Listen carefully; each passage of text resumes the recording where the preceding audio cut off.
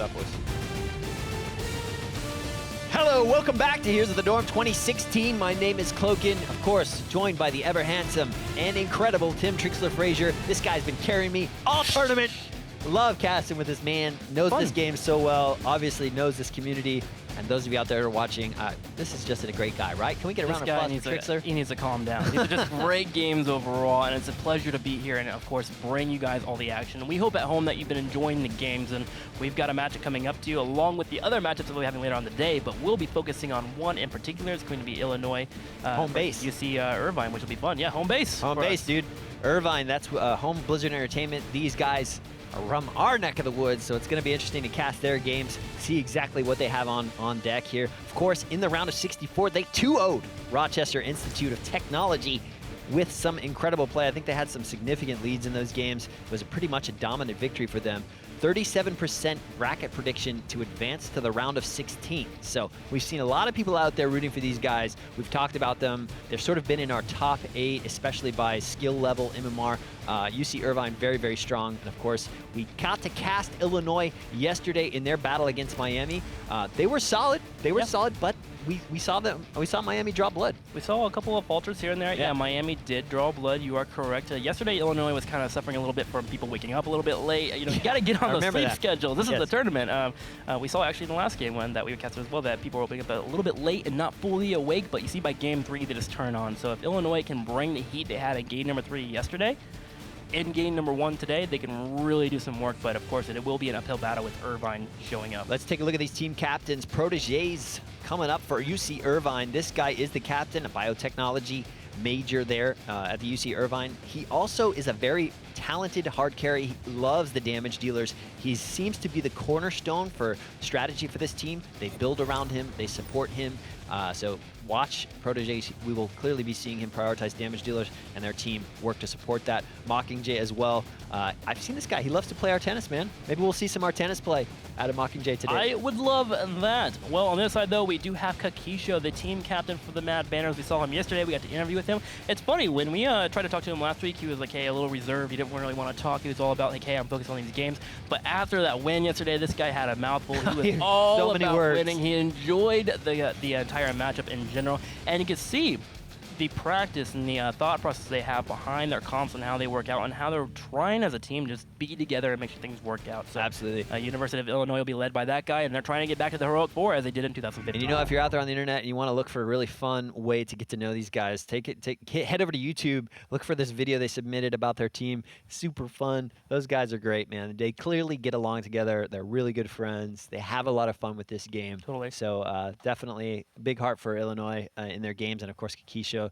solid captain for that team to be rallying around. Let's jump into this, Tim. Let's take a look at this draft. We are going to be, of course, on Cursed Hollow. This is the first battleground that each of these sets will be played on. We're seeing an early ban out of UC Irvine on Li Ming. Of course, we did see Li Ming with some play yesterday coming out of Mad Banners. We know that they've used this hero in the past. We've seen it on Kakisho, the captain himself, the damage dealer. So they're taking that away. Zeratul coming out by Illinois, the ban initially from them. Yeah, so looking into it, Illinois will be getting a pick pretty soon. I'm kind of curious what Irvine is going to pick. I felt like they got together about a month and a half ago, and it seemed like through the match history that I saw that they were just picking heroes that were strong in a sense by itself, right? They were playing a very solo mindset game, 5 players just doing their own thing and having to win games. But over the last month and a half, their team comps have started to become more synergized. They started working together and realizing where their strengths are and how they can make it work. So the draft is important for me. Falstead is going to be the first pickup here for UC Irvine. Illinois will be picking up Zagara. We've seen her all day, and there's a reason for it.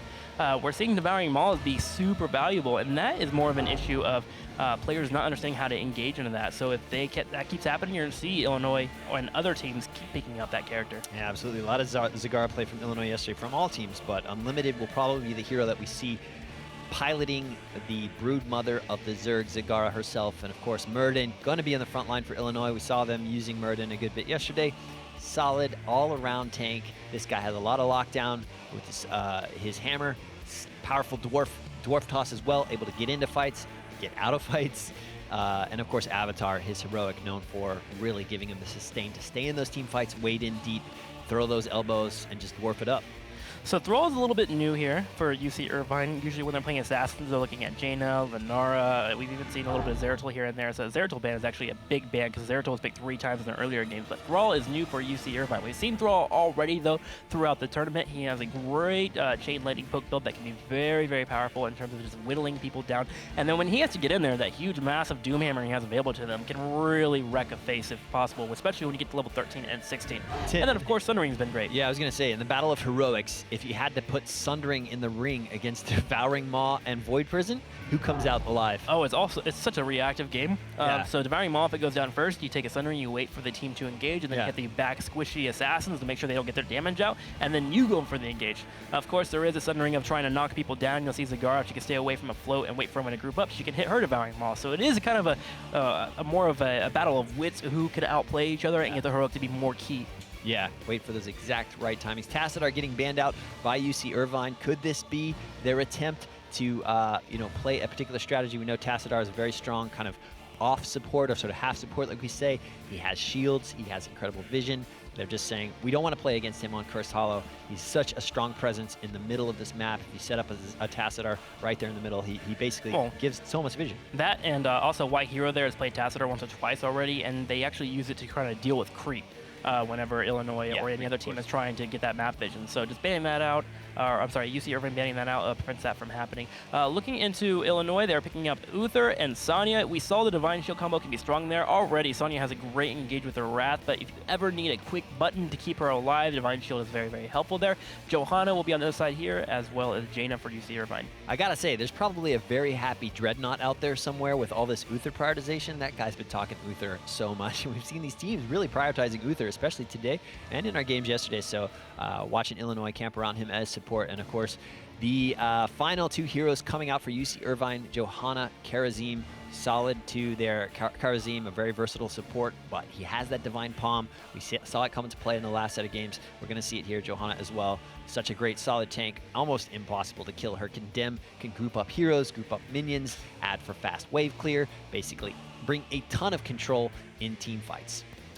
Yeah, I'm actually kind of curious if we'll see 7-sided strike from Karazim. Really quickly, there was a last-second pick there for Illinois Mad Banners. But Karazim, we've been seeing Divine Palm throughout the entire tournament. Now, I do know that the Zot boys in general do play on the NA ladder, and they're pretty high in terms of their Hero League ranking. And we do see NA picking up 7-sided strike a lot, especially against Double Warrior. And this is a scenario where it could work out. You do have to be a little careful, though, because of the Divine Shield. So this is a bit an area that this could happen, but Divine Pill will most likely be the actual pick here. Yeah, absolutely. I think that Divine Shield on Sonya has had a ton of value. We saw it in the last set. We'll so you just go Divine Palm, that way you could save a teammate when they do go aggressive. That actually kind of makes sense why we're seeing less 7-sided strike now that I think about it, because usually you would have the Rhaegar with the healings, and of course you can still get that damage out there, and maybe they miss the Ancestor healing, but with a Divine Palm, you kind of, or a Divine Shield, you just kind of miss out on that damage because they're kind of free throughout the entire attack. All right, well, we are ready for you guys to make your voices heard. If you're out there, you got a mobile device, you're on a computer, let us know what you think. Head on over to Twitter, use the hashtag Heroes of the Dorm, and vote for your team. Who's going to take this Game 1 on Cursed Hollow? Hashtag vote UCI for UC Irvine, or hashtag vote Illinois. We want to hear your thoughts. We want to see exactly what you think. And of course, should we do it? Do we need to ask? Let's do it. We got to ask. Oh, they just tell us real quick. Who is it? Illinois? Who's got this?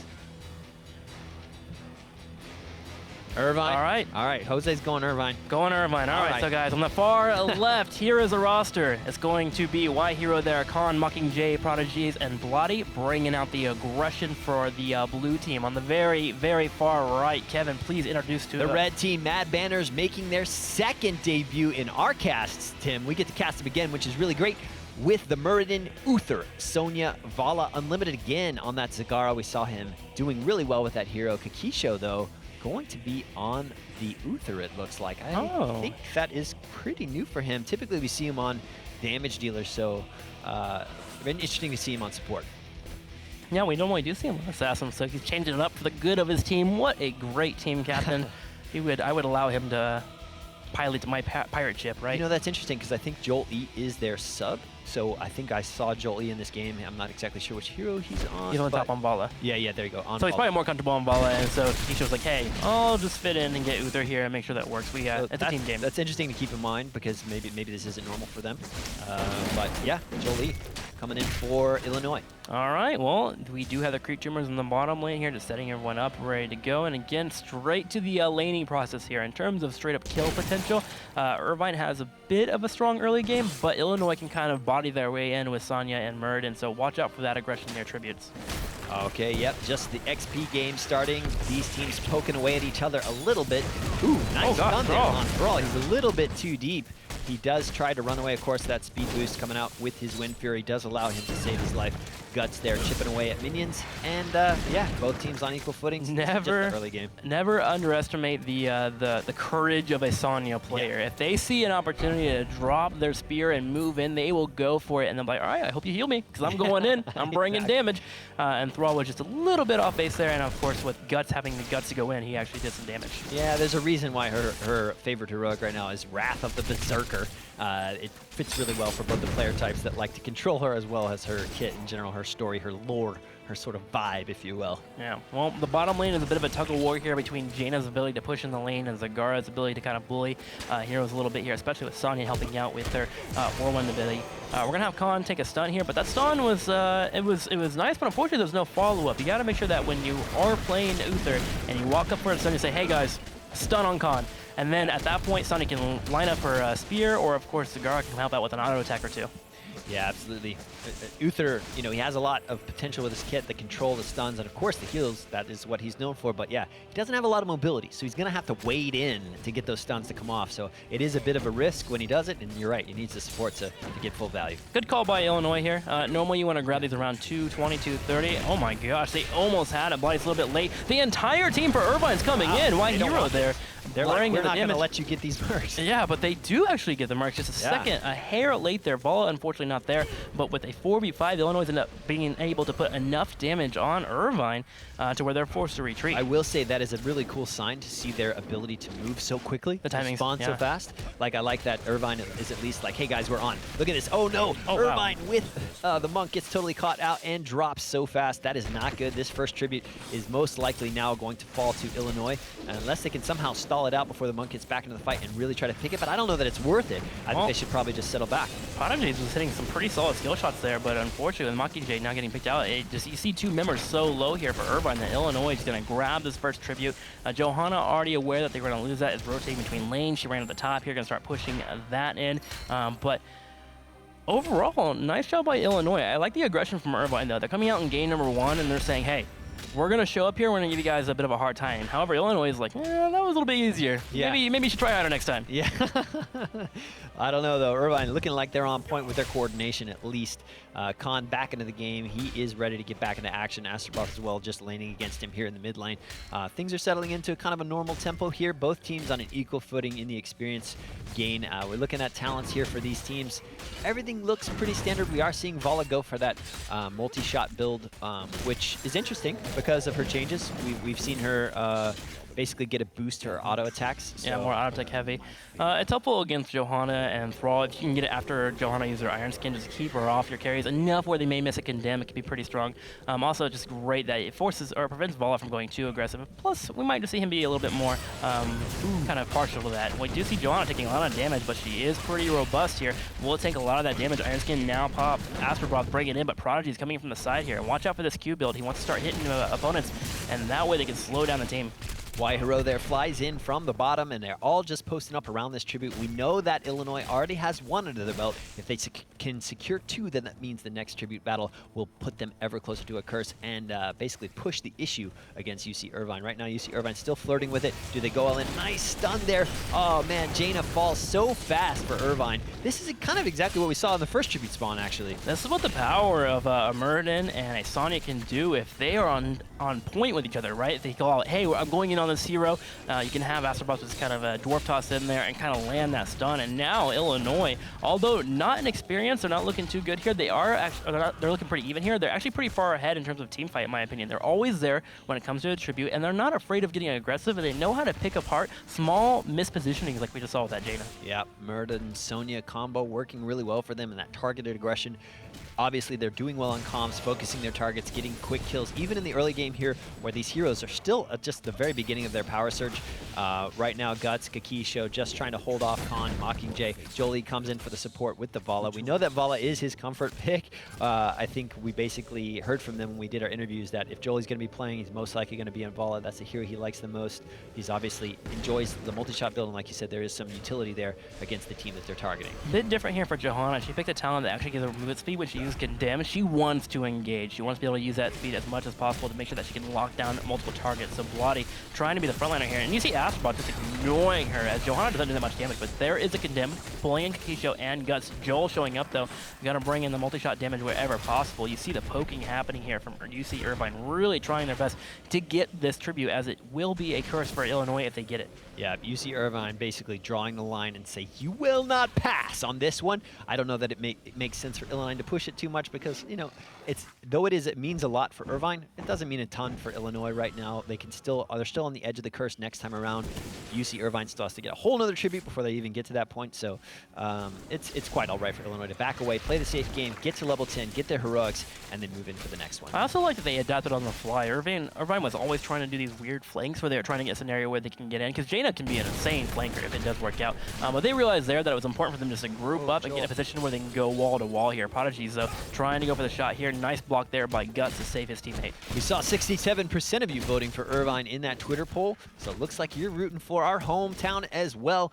UC Irvine, of course, a highly ranked team, a lot of skill. These players are mechanically talented. We've seen them put out some serious numbers on other teams. Of course, Illinois is probably a caliber of team that we've yet to see yet in Heroes of the Dorm. So these two pretty much on equal footing right now as we move into this mid-game. Both teams grabbing their heroics. We're taking a look at them right now, and it looks like we are going to see 7-sided strike out of Khan. Okay, it is going in. Monk, yeah. Okay, cool. So he's going to pick it up. Got to be really, really careful with that Divine Shield, but it is helpful with Murden and Sonya kind of diving in a little bit hard to really use that 7-sided strike to help peel for your teammates, especially the Jaina. Yep, for sure. And here is that tribute. This is the opportunity again for Illinois to get a curse on UC Irvine. UC Irvine knows that. They're going to draw the line again. They do not want this to happen. Of course, this would put them to 2, ever closer to a curse themselves, but let's see exactly how hard Illinois is going to push the issue right now. This is where these flames come in a little bit handy here. With Devouring Maul being in one area, you see a small choke here where we could see a Sundering go in. Yeah, the Sundering was big here. Devouring Maul has just now gone out. Unfortunately, it only hits 2 targets there. And we see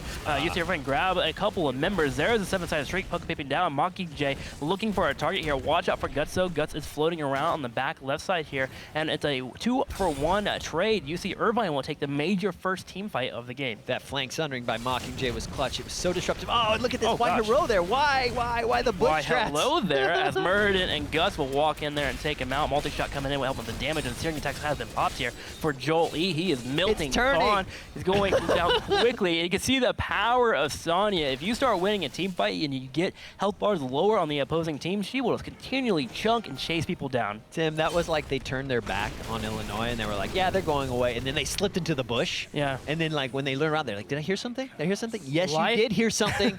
You just got owned. Yeah, that's a life lesson that you'll learn in Heroes of the Storm. Stay away from the bush. It is terrifying and it will eat you alive. Unless you're tank experts. Make sure to bring a handy tank. So UC Irvine is now under the pressure of a curse from Illinois. The sport is in trouble. We do have some pressure on the top lane. Zagara does actually get caught out of position here by a flank. Nice pickup there for Irvine. Now with the Zagara being picked off, there is a potential here that they can defend, of course, their middle and their top fort. So at least they only lose 1 during this curse, which isn't the worst case scenario. Sure, unlimited, completely deleted in the top lane. That does sort of make them feel a little bit weak on this curse, not able to cast, absolutely make the most of it. Astrobroth here trying to do that, but Hero there can easily push him back. That's a strong hero with a ton of damage there in Falstead. Guts, Joel E, Kakisho here in the mid lane doing what they can. You know, Irvine's in a pretty good spot here. Yeah, Curse is about to end, and they're already moving away to level 13 as well, so the game is effectively even at this point. We do have a bit of a lead here for Illinois in terms of infrastructure, but looking at kills, 5-3, that's actually pretty close, not too crazy in terms of difference. And now it's just a matter of how do teams take the mid game and really roll with it. Yeah, for sure. And of course, It looks like that lane in the bottom lane is a little bit pushed out for Illinois as a result of that curse as well. So that'll probably be something they'll adjust here shortly. But Kakisho Unlimited grabbing their bruiser camps here in the top right. And of course, UC Irvine looks like they're responding as well. Going to grab their camps in exchange. And both teams, doing what they can to get some advantages here on the battleground, waiting for that next tribute spawn. Of course, Irvine still has their one tribute in their pocket. Another one will put them ever closer to a curse. Illinois, however, will have to start from zero again. And it's kind of fun to watch as we continue to go through the tournament and we start to see the level of skill keep improving for these players. Their talent picks are changing based on what they're dealing with. We saw Zagara dominate yesterday. Zagara doesn't have much creep because of Burning Rage for Johanna. But here is an engagement. Seven-sided strike will hit a couple of members. Prodigies is going to be saved. Joel coming in with the strafe. And unfortunately, a couple of heroics were popped there for Illinois, but there is no kill secured. But good for them. UC Irvine has their Divine Palm and their Blessed Shield down. Yeah, and they, it looked like that was just survival techniques there on behalf of them. Are they thinking about this? They were just trying to stay in the fight. They knew didn't have their whole team with them. Decided to just go ahead and spin those heroics for their lives. Right now, though, it looked like they were flirting with the boss. They were posturing, and then they hit their tab button and looked over and saw, hey, Falstad has Mighty Gust. Right. Let's not do this. Yeah. That is one of the things that you really got to watch out for. Grabbing bosses and the dynamic it is, it really changes just on Falstad being in the game. Unstoppable popped here for Johanna, trying to get an escape. There will be a slight slow here from Bala, but unfortunately that's not enough. Johanna will sneak away for Irvine. Here they go. They're going back, man. They're going to do it. They're going to go for this boss. Of course, Mighty Gust, we talked about it. Let's see if Irvine is just going to contest. Mighty Gust so good at being They're going, to, and Falstad sees it, and he can fly, remember. Yeah. The entire team is rotating over there. Let's go and look at the boss and see where the health is at. It's at about a quarter health. Johanna is going to pop her D and just run in there, or at least she does. She's going for it, looking for it. Falstad now fly again. The Karazim 7-star strike does go off. No Divine Shield used quite yet. Finally now being used. The maul is pretty big here. Can Guts get it? Blotty's trying to walk in. The Mighty Gust, unfortunately, was a second late. Ringer Frost does go off, though, and although UC Irvine is going to lose a boss, they may win this team fight. In fact, they do a 5-man wipe,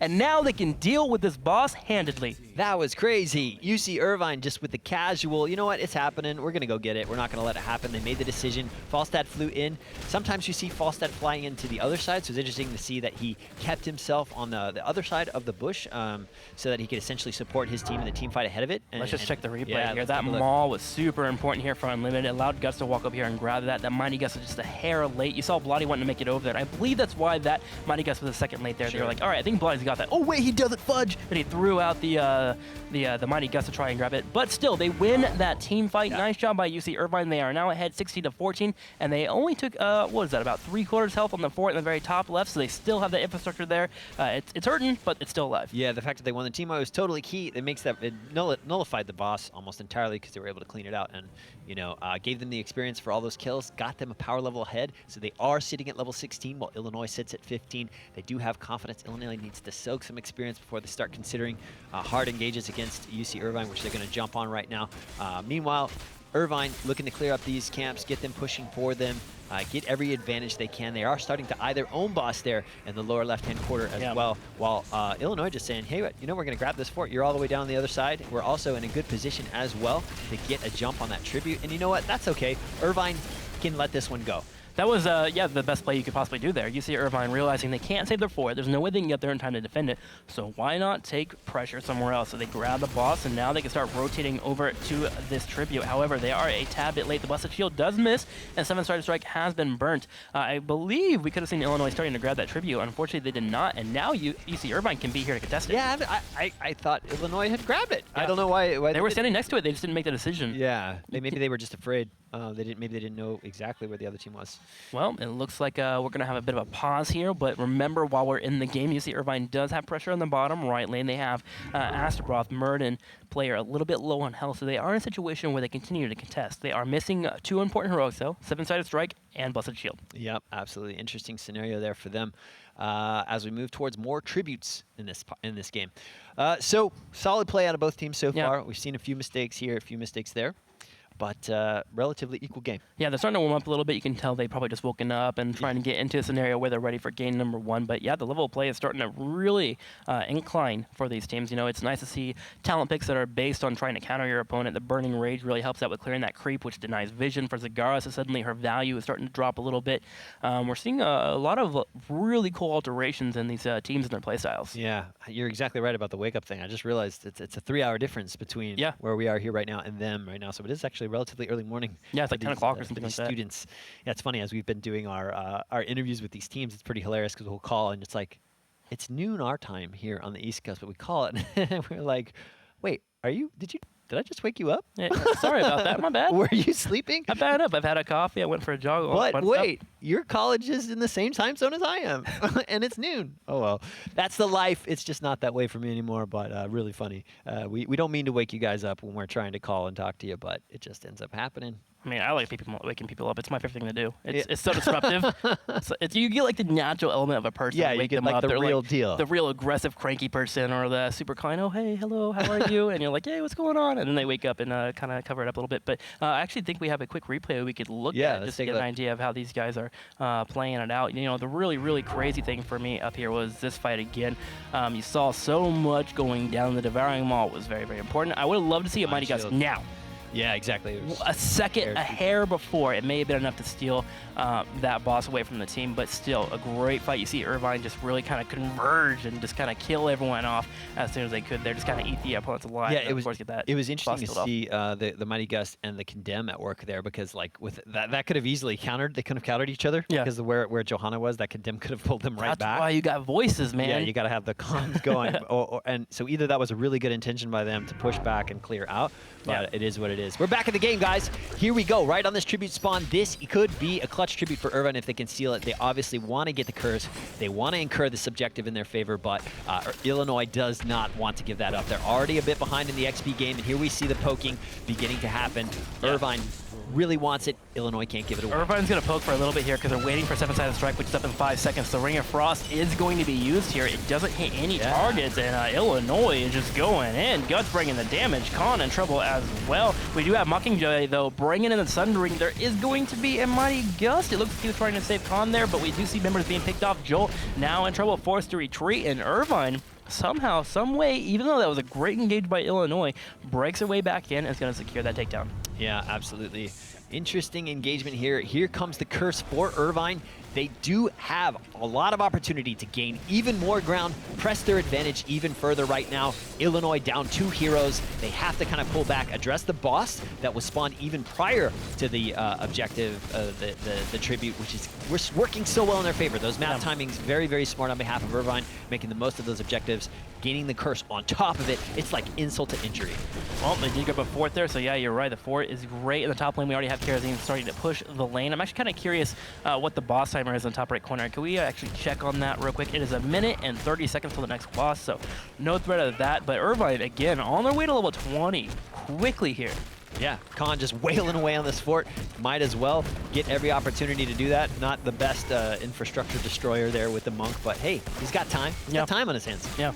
Oh, Giants not being grabbed in the top left corner. That fort has very, very low, so Illinois will be losing that now. In fact, 19.5 will be the level for Irvine, and they're floating around here, maybe potentially setting up an engage on the Knights in the top right corner here, because that's the only place for the Mad Banners to go right now where they can get some kind of advantage, and I believe it's happening. Jaina is actually right above this. Yeah, UC Irvine. Uther. They know where they are. They're going to go, oh, Uther kind of caught out here. He has to cash Divine Shield just to save himself, so what an important cooldown there utilized from Illinois. That is going to put them at a severe disadvantage on this hard engage that is possibly going to get forced out by Irvine if they really want to capitalize. We'll see exactly how bloodthirsty they are, exactly how much they want to push for the win right now.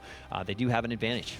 Johanna actually attempted to run over there and grab that Mercenary Camp, by the way, but was defended, and now Illinois has pressure in the middle of the lane here. Johanna taking a hefty amount of damage here. The Ring of Frost / Kona Cold combo will be enough, though, to get rid of Zagara. This is a 4v5 for Illinois. Sonya in trouble. Khan is going to run on in, and she actually slammed the Sonya player into the wall there to stun him, but he was able to get around because of the mystical spear. We do see Joel and Astrobroth Kakisha running away, but here's why Hero there showing up. Does not, by the way, have Mighty That was Gust. so not good. That positioning was incorrect. I know he was trying to help, but... Yeah, he was trying to go for the flank, and sometimes you don't expect the opponents to fight back in scenarios like that, but effectively he's slightly out of position where he's in a 3v1 because his teammates can't get there to help out, and you saw Illinois turn around and capitalize on that. Bloody, though, getting that level 20 storm power to help out. Guts showing up, though, and he wants to fight. Yeah, I don't understand that. Just kidding, you can't fight. You're dead. You know, I don't understand that entire thing a little bit. Why did Illinois press that fight? It actually felt like a fight that they chose. Because they had a huge minion wave advantage, so they felt like if they could get to an engagement with a Devouring Maul or some kind of engagement that would really work out for them, they could have the helpful power of the minions helping out with the damage, which could be enough, especially with Jaina, with her Q build. Sure. Those minions will tank all those Qs. But right? what about the Divine Shield was on cooldown as well? I mean, yeah, I agree with you. There are situations where it doesn't work, but the 20. thought process is, hey, there's minions here. Jaina's build is kind of a little bit hard to pull off with all these minions in the area. Maybe we can get a good pick off. Unfortunately, Zagara tanked so much damage. The 7-sided strike also helping on that fight, and Irvine, again, with the level 20 advantage, just did not work out for them. But yeah, I agree. It's probably a fight they should not take. Yeah, I feel like they could have waited for that powerful Divine Shield to come off cooldown and, you know, wait for the level advantage. We saw UC Irvine turn the corner on level 20 in that fight as well. So just interesting timing choice by them. Maybe they could have waited just a little bit. All right, so Tribute has spawned in the lower right-hand corner. Both teams set back to 0 here on Tribute counts. We are resetting the race to level 3, or to Tribute count 3 to incur the curse.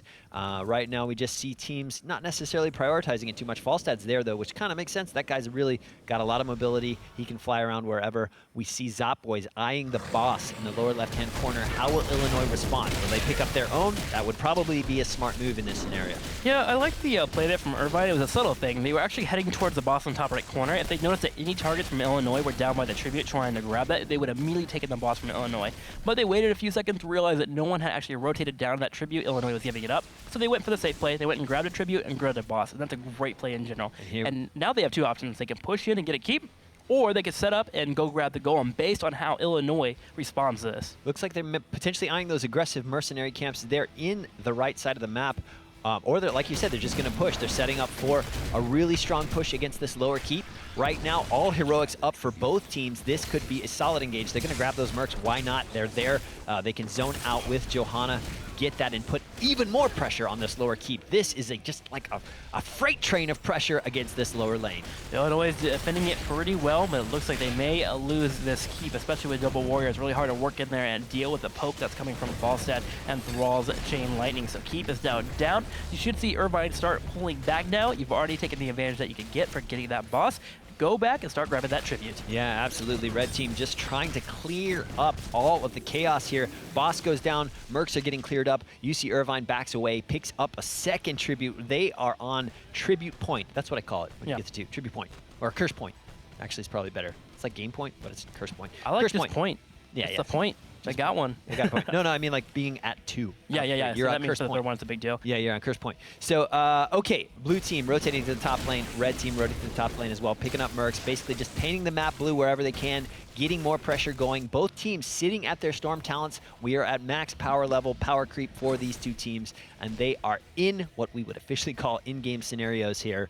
Bosses have a ton more power. Curses mean even more. Heroes are at max potential to destroy infrastructure. We're getting towards the final moments here. And of course, on the infrastructure game, right now, UC Irvine in advantage. They do have more forts down. Keeps are down, which means stronger minions are pushing in that lower lane. That is going to put pressure, constant pressure, and a constant need for Illinois to keep an eye on that lower lane. We're all in trouble. He's got a bolt. That was kind of a miss bolt. Totally went half the way. Sunring's going to help out. Mighty Gus is here to help out the teammate. Nice job from White Hero there. The Kona Cold bolt over the wall was bold, but unfortunately ineffective. Astrobroth still running in. Khan coming in from behind. Going to try and help out the damage. Unfortunately, the gank from behind isn't going to be enough, as Jaina has already been dealt with. The Devouring Maul is huge here, and Illinois makes a play. Let's see if they can take out Khan. Khan's not picked off. Blotty's in trouble, but remember, he does have that storm power where he will be invincible for a couple of seconds there, as he'll be able to get a huge shield, so Blotty does retreat, but Illinois showing up. Yeah, showing up, and all of that at the cost of one out-of-position hero. Just goes to show you what those small mistakes can cost. UC Irvine giving Illinois the opportunity to get a leg up in this game just by Thrall being a little out of position. Of course, smart moves by Irvine to try to save their teammate, but it cost them so much. Kakisho's going to be the one here to go ahead and grab the tribute. Uther's not really needed for getting this boss, so they get a 2-for-1 here after winning that fight. They're going to get the boss, and they're also going to get a tribute going towards them. Now, UC Irvine just needs to hold on here for a little bit, wait for their teammates to spawn, keep whatever pressure they can anywhere else. Because in the bottom right corner, they actually have pressure happening because of that keep they killed earlier, pushing towards the core. So that means Illinois is going to eventually have to retreat, which will allow them to get map control once again.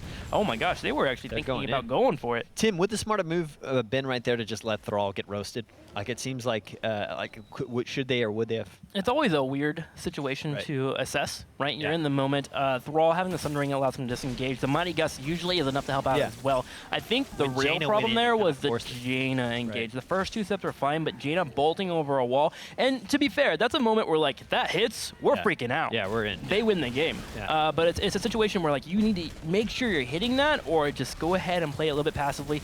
Sundering and Mighty Gust aren't the largest cooldowns ever. You can totally float around, let your opponents have the tribute, and be ready for the second tribute that would spawn and go into a fight there. Absolutely. So knowing the difference between basically trying to recover a bad scenario and turning a bad scenario into an aggressive scenario. Totally. And that's what we saw when we saw Jaina teleport over. That makes total sense.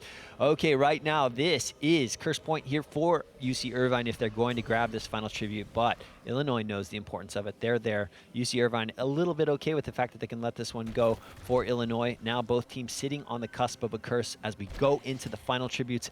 This is getting intense, Tim. Both teams very equal right now. Sure, there's a keep. All 3 keeps still up for Illinois right now, but I mean for Irvine right now, Illinois just has to break through the final little barrier there in the top lane to get on the equal footing infrastructure-wise with Irvine. Yeah, this next tribute is most likely going to be game for either team. Whoever wins that tribute could potentially take the game and win it from there unless there's some massive fight where both teams lose a majority of members. So Irvine, now floating around, I would probably just give up this fort. It's not even worth it. Get into the poke wherever you can. You just don't need that infrastructure available to you. Get bottom lane pushing too so you can have catapults. That way you have the option of the opposing team having to deal with that while you all contest over the tribute. Well, it's actually a little bit too late. The tribute's here now. This is going to be the game right here, Tim. I really have a feeling, man, this is it. How will this engagement happen? How smart will the positioning be? Let's see how it plays out. Kakisha waiting in deep. Muradin there, of course, ready to zone out. Right now, both teams just going in. Let's watch how these heroics get used. Stunned out. Muradin taking so much damage. Divine Shield has to get cast. They're both still committing. There goes the Ring of Frost. 7-sided strike down. All of these heroics going down right now. Both teams still okay. Whoa! Huge Devouring Maul. That was a panic Mighty Gust. So Devouring Maul, though, could potentially end the game here as Sonya runs in. Muradin helping out. Prodigy's bringing the damage as well. And unfortunately, that entire fight was actually in the favor of Illinois for a little bit. Irvine made some headway with their pressure from Bloody, but wasting 3 heroics all at the same time. All at the same time is a miscommunication, and that is going to cost UC Irvine the game. We're going to see Illinois with 5 members just push down the bottom and head straight to the core. Jaina trying her best to get out of the area, but it's not enough. All 5 members down for a total of looks like 30 to 40 more seconds. Game over. Yeah, Illinois wins. They do have to take one of these keeps downs, but that's nothing. It's going to melt like butter with these heroes so powerful. They're heading to the core, dealing damage. This is going to be game 1 in favor of Illinois. They pulled it out. Yeah. They absolutely did it. But you know what? UC Irvine gave them the opportunity to do that. They made some crucial mistakes there in the late game that just cost them. Opportunity cost, man. We'll talk about it over and over again. You got to communicate. You got to make sure you're not wasting things and being inefficient, because that could be the difference between a loss or a win.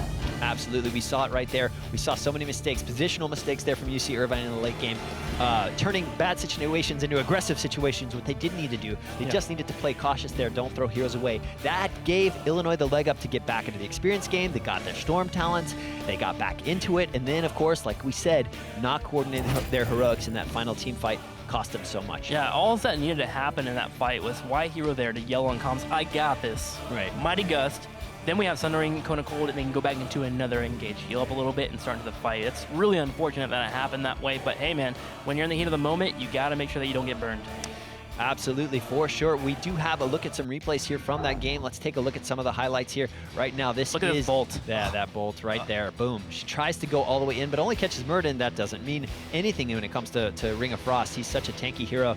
And then this just turns into carnage on behalf of Illinois, just cleaning up the retreating team. Great response by Illinois there, because normally if I see a Jaina flash over the wall, my thought process is, what are you doing? Oh, wait, I'm dead. Right. They immediately just spread out, like fly eagle all the way. So nice play by them. And again, 2-3 members almost falling down there. I believe Johanna actually snuck away there. But that fight was a big turning point for Illinois. It seemed like they were on the back foot until they decided to make that play. That's actually a really good point, Tim. You can't discredit the fact that they see a mage, basically appear out of the bushes, and then they say, the smart thing to do here is to disperse. Yeah, just spread out. They all immediately like, here, this is where you can hit in that position, and they all went to different directions, which might be a thing where, they discussed before, hey, if we were in a scenario where an air effect comes our way, what's the best way to retreat? I know back in the day when I used to play a lot, we would always talk about, hey, you automatically go forward if you're in the front line, and you go back if you're in the back line. And that kind of spreading out could be pretty discussed and, of course, executed in-game. Yeah, that's really cool. It's possible that they have coordinated those kinds of responses. So really nice play there by by Illinois bringing it out. I didn't think it was going to happen. It looked like all the momentum was in the favor of UC Irvine.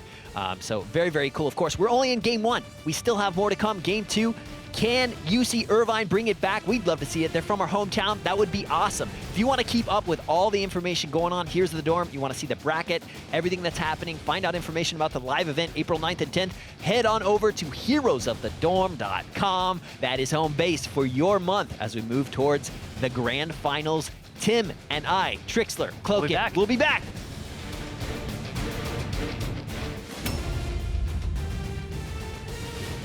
Hey, welcome back, guys. We're going to be checking out a few things. So this is a great matchup already happening. Illinois versus UC Irvine. Game 1 was ecstatic. There was so much going on. We're loving the gameplay so far, but I've got a pretty cool leaderboard I need to show you guys about the top 8 teams by average game time. Cal Berkeley, unfortunately, still rip in peace as they ruined my entire bracket. But you can see here, UC Irvine has a kill-to-death ratio of 5.3, and their game length is 16:09. That is a very, very fast game length. That means they can finish games as they need to as soon as possible. Now, of course, Arizona State, the real dream team, is number 1 in that category as they are finishing games almost before 13 minutes. Remember, the average game of Heroes of the Storm is usually around 20 minutes. So you can see how fast and how effective these teams are being. Pretty cool.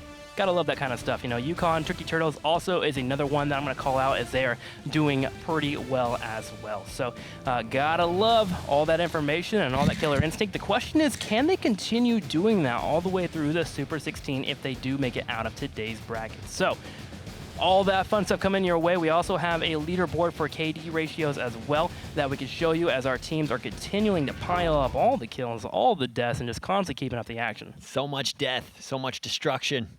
But there's also been a lot of victory. Yeah. So, very cool. We are here, ready for Game 2. UC Irvine versus Illinois. We saw some interesting mistakes, but capitalization by Illinois in Game 1, making it, sealing the victory here. We're going to go into Game 2. Yeah. How are you feeling? What do you think? I'm feeling good about it, man, especially with these kill-death ratios. We're going to show this off really quick. We really did want to see that, yes. Yeah, I wanted to just go ahead and look into this really quickly. As you can see, the average kills for our teams are pretty insane.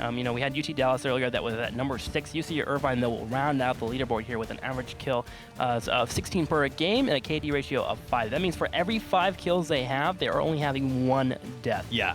Which is very, very efficient. Normally, you see an average player have around 2-1.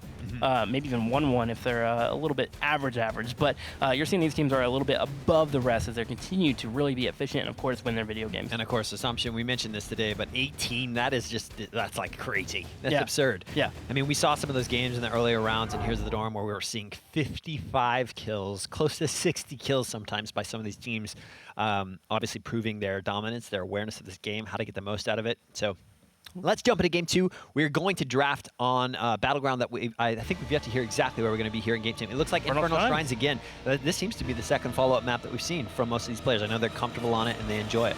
Yeah, this is a Battleground that when it first came out, a lot of players were like, hey, this battleground's kind of hard because the Punisher actually goes for heroes in Yeah. a way, but a lot of players have learned to adapt. They have learned how to play from behind, learn to play ahead. It's one of those battlegrounds that are really kind of rising as the cream of the crop of the battleground that a lot of competitive players will go towards. So Irvine will be picking up Fostead. We see Zul and Zagara now banned, which means Li Ming is available, and Kikisho plays a mean Li Ming. Yeah, for sure, and we've seen her banned out all day, but it's still, they're going to prioritize Thrall. That is a powerful hero. He has had such effect. Actually, I think if I had to choose which hero has had the most powerful effect in the round of 64 and on, here's the Dorm, I'd probably choose Thrall. Yeah. His Sunderings have been turned the tide on a majority of team fights. Like you said, it's often used in response. Sometimes we see it used as an engage, but it's just turned the tide in a lot of these fights. It's totally dictated the pace of fights, changed to strategies that teams go into team fights with. It's been so disruptive, Sure. and has had a ton of value. Of course, Devouring Maw is probably up there as well. Yeah, he's a hero that you want to get rid of quickly, but if you dive and you aren't efficient with your kill, he'll turn around and sunder you and set up his team fight. So yeah, he can be strong in that regard. He also is a hero that you have to kind of keep an eye on the opposing team. Where is Thrall is always the question that you might want to ask, because he can set up those flanks too that we've seen today too. Yeah, absolutely. Jaina will be the follow-up here. Jaina has been played pretty well by Illinois. They're actually kind of taking him away from Prodigies, which, you know, in my opinion, might be a good thing for UC Irvine. He made it a little questionable plays in that last game. Yeah, for sure. Jaina's such a powerful hero. We've seen it game after game. So much control, so much burst damage. Even in the early game, it paired with a solid partner, a roaming partner, she can just wreak havoc in the early game, which can set teams back so far, both mentally and XP-wise, going towards the mid-game. Irvine falling up into Muradin and Li Ming. Li Ming is a hero that's been banned out often, and for a good cause. She's a hero that if you put a high mechanical skill player on and you work together as a team and you dispatch of heroes, she will actually have all of her abilities reset. That's her trait: Critical Mass, Magic Missile, Arcane Orb, Wave of Force even is a fun heroic to stop engagements. They probably won't be using that one, but it's one that can knock people back and really help out in fights. When that's pulled out, that can be a lot of fun to watch.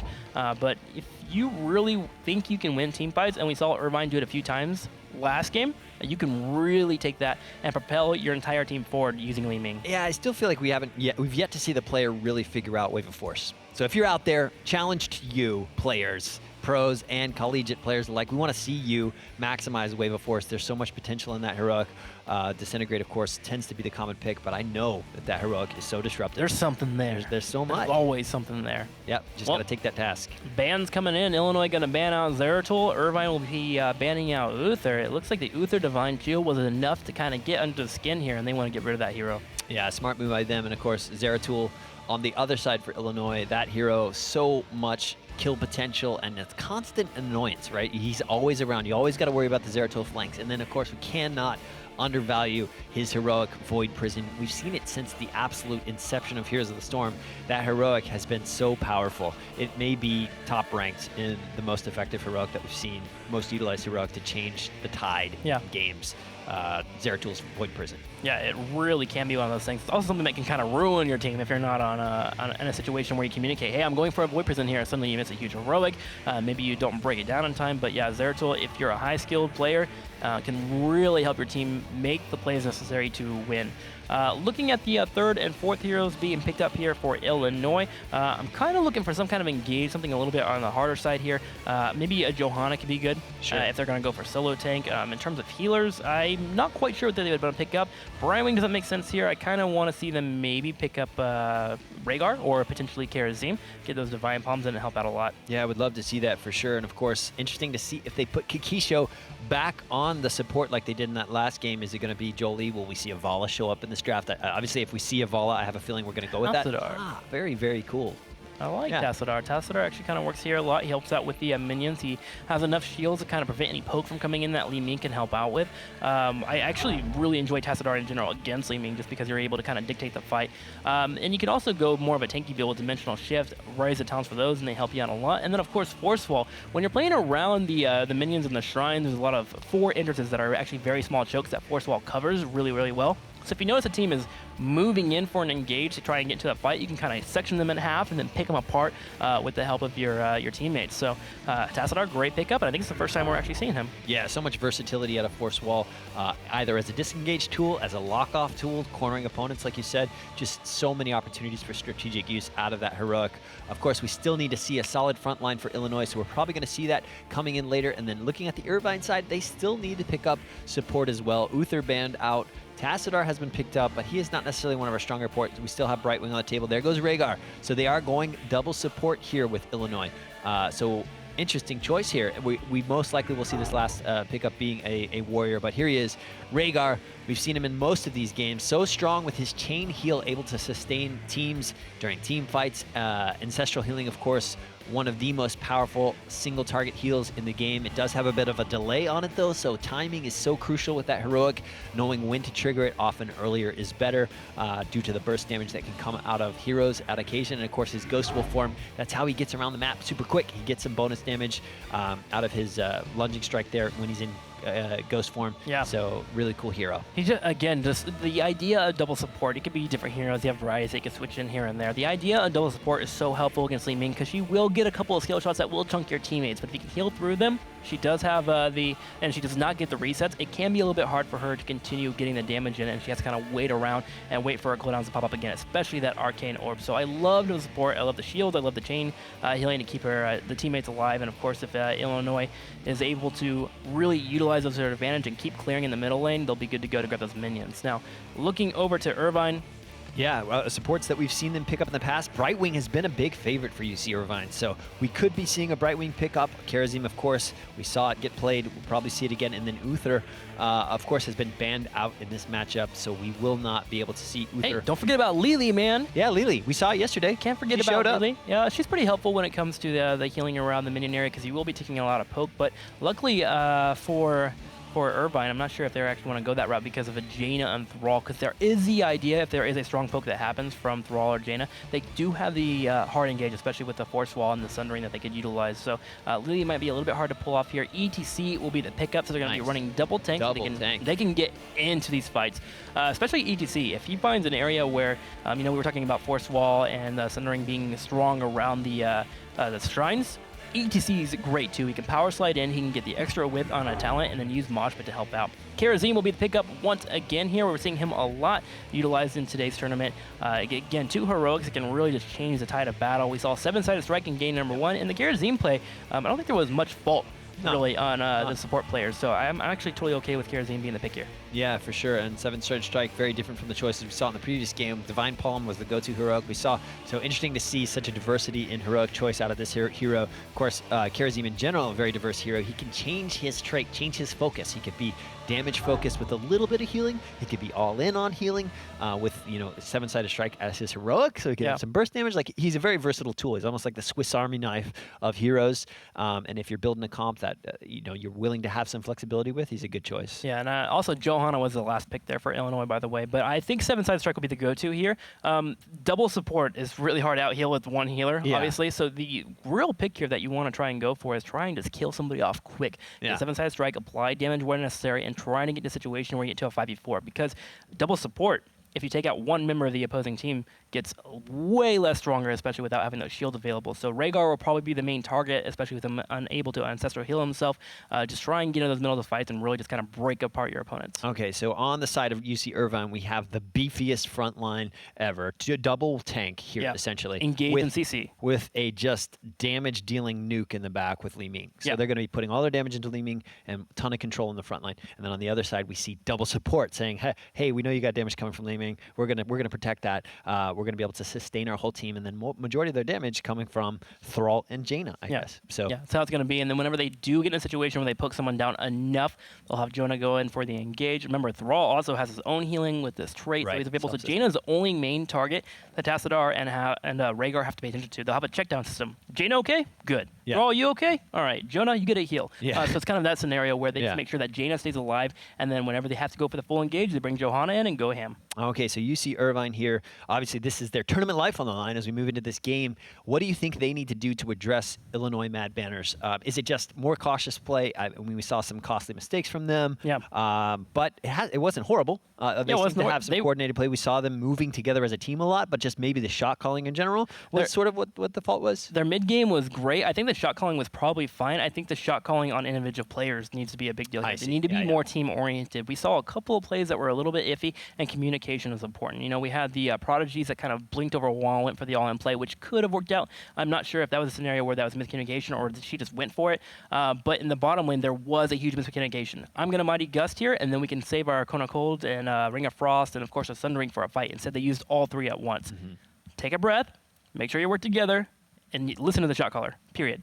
All right, here we are, Infernal Shrines. This is game 2. UC Irvine is down against Illinois Mad Banners. Can they pull it off? Can they hold on and get a game back? We'll find out shortly. Here we are, UC Irvine in the blue trunks, Bloody playing Muradin, Khan on Karazim, Maki J, ETC, Proteges on the horrifyingly damage-dealing Li-Ming, and Y-Hero there on Falstad. Y-Hero there played a really strong Falstad last game, so I'm actually very excited to watch him some more as well. Keeping my eye on Prodigies here as he'll be playing Jaina, so he'll probably be one of the, or not Jaina, Li-Ming, so he'll be one of the most impactful players in this game. On the other side here, on support again. Astrobroth, Kikisho playing support. We have Unlimited on Jaina, Guts on Johanna, and Legolas pulling out the Thrall. Yeah, and typically we see Legolas on support. They're not running their... So yeah, I don't know. Interesting to see Kikisho back on support again. Typically he's on the Assassins, but you know, maybe they're switching it up. Maybe they just feel more confident with this right now. Maybe it's the team in general that they're targeting, and they just know that this is a better choice. Well, they're running with their sub. We mentioned that earlier, and he might just be more of a damage dealer. You know, sometimes when you play support, you're just not that player. Yeah. You know, when I play support, I quit. I forget to heal people. I wind up picking talents that are damage. I just forget that I'm actually kind of important. So that could be an issue here where Joe wants to play Assassin. He's more comfortable there. So Kikisho says, okay, I'll change my mentality and I'll work out for the team. That makes sense. Total sense indeed, especially if Kikisho is the more experienced, confident player when it comes to those roles. Support, so important in this game. It is like such a cornerstone indeed. These heroics, the ability to sustain your team, give them the leg up, these inches in the game that mean so much. Of course, both teams roaming as a 5 squad here in these early moments in the game, grabbing experience. We are seeing what looks to be a 1-4 coming out of Illinois with this smart, fast-moving roam squad. These 4 here in the bottom between mid and bottom. Illinois seems to really enjoy this 4 roam squad with the Condor's Pursuit. They just love to get those region globes and get their team, I guess, souped up for the mid to late game and just make sure they never run out of mana. And Tassadar is actually very, very important. He wants to have those orbs as if you go through the mid game and you're popping out Force Walls, bringing out the Side Storms that really help out the shields, you will get picked apart slowly. Irvine, though, does catch a Jaina just barely out of position, and she will fall victim to UC Irvine First Blood. Yeah, Jaina getting caught in melee range there, just not able to get away and stunned out totally. First Blood there going to UC Irvine. Y-Hero there, laning against Astrobroth on the top. It's a pretty equal laning scenario here between these two heroes. They're just going to soak experience here, essentially not try to overly pressure each other and keep their teams essentially in the same run towards these power levels, these power spikes that we see as we move further. Level 4, level 7, level 10, etc. First try was spawn in the middle here for our teams. Irvine's going to keep Falstad in the top lane as they should and just push as hard as they can, grab that minion experience lead. Tassadar will have to leave that lane first as he doesn't have as much mobility as Falstad. We do see Irvine, though, running in as they do hit 4 first, going for Kikisho here. That is the Rhaegar. Getting rid of him would be quite the reward. Guts is forced to retreat, though, as well as the engage was just a little bit too strong there, and they give up positioning. Irvine now able to start poking down a few minions. So this will not probably be as burst-centric a situation in our games here that we'll see. These fights are going to be long, they're going to be drawn out, we're going to see a ton of poke coming from damage dealers like Li-Ming, coming from Jaina. They're going to try to get into the prime positioning while we're going to see a ton of support on the side of Illinois. We're going to see beefy, meaty tanks on the side of UC Irvine. Both teams will be trading jabs for a while, and Unlimited and Prodigies will be the kill makers. Right. They'll follow up and try to bring in the damage. Thrall later on will bring the damage too, but Kikisho does get picked off. Rhaegar falling victim. And remember, that will be a main target for Irvine a lot here. The moment they take out Rhaegar, the strength of Illinois just falls dramatically. Absolutely, Rhaegar going to be the cornerstone. He just kind of got pulled around the corner behind the rocks away from the rest of his team. We're going to see UC Irvine executing that strategy throughout this game, trying to zone Rhaegar out, take him out of the fight, and basically, look, as you can see, Illinois, they're flirting with the idea of engaging again, but no. Now they're getting their head on straight and they're saying, we don't have this. Let's pull back. This Punisher doesn't mean a ton right now.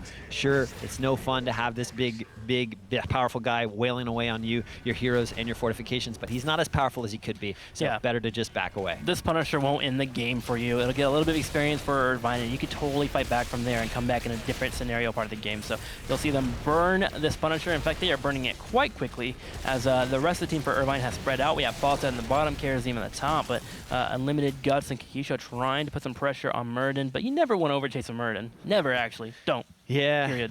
Don't do it. Ever. Dwarfs are powerful. They are, man. That beard. Well, in the bottom right, Illinois is setting up to continue the rotations. They want to continue getting as many orbs as possible, especially for Jaina. Tassadar has kind of been limited to just sitting in the top lane now, as he really wanted to make sure that he is never being picked off, and Tassadar is probably one of the safest heroes that Illinois has available to them to keep lane pressure up. And you know, speaking of beards, Tim, I heard it said, actually I think it was this week, that it isn't the beard on your face that really matters, it's the beard in your heart.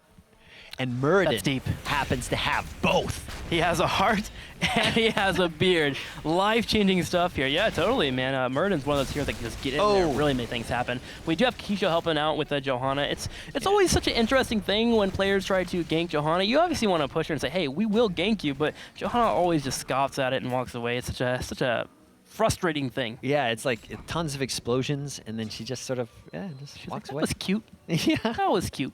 See you later. Yeah. And rolls out.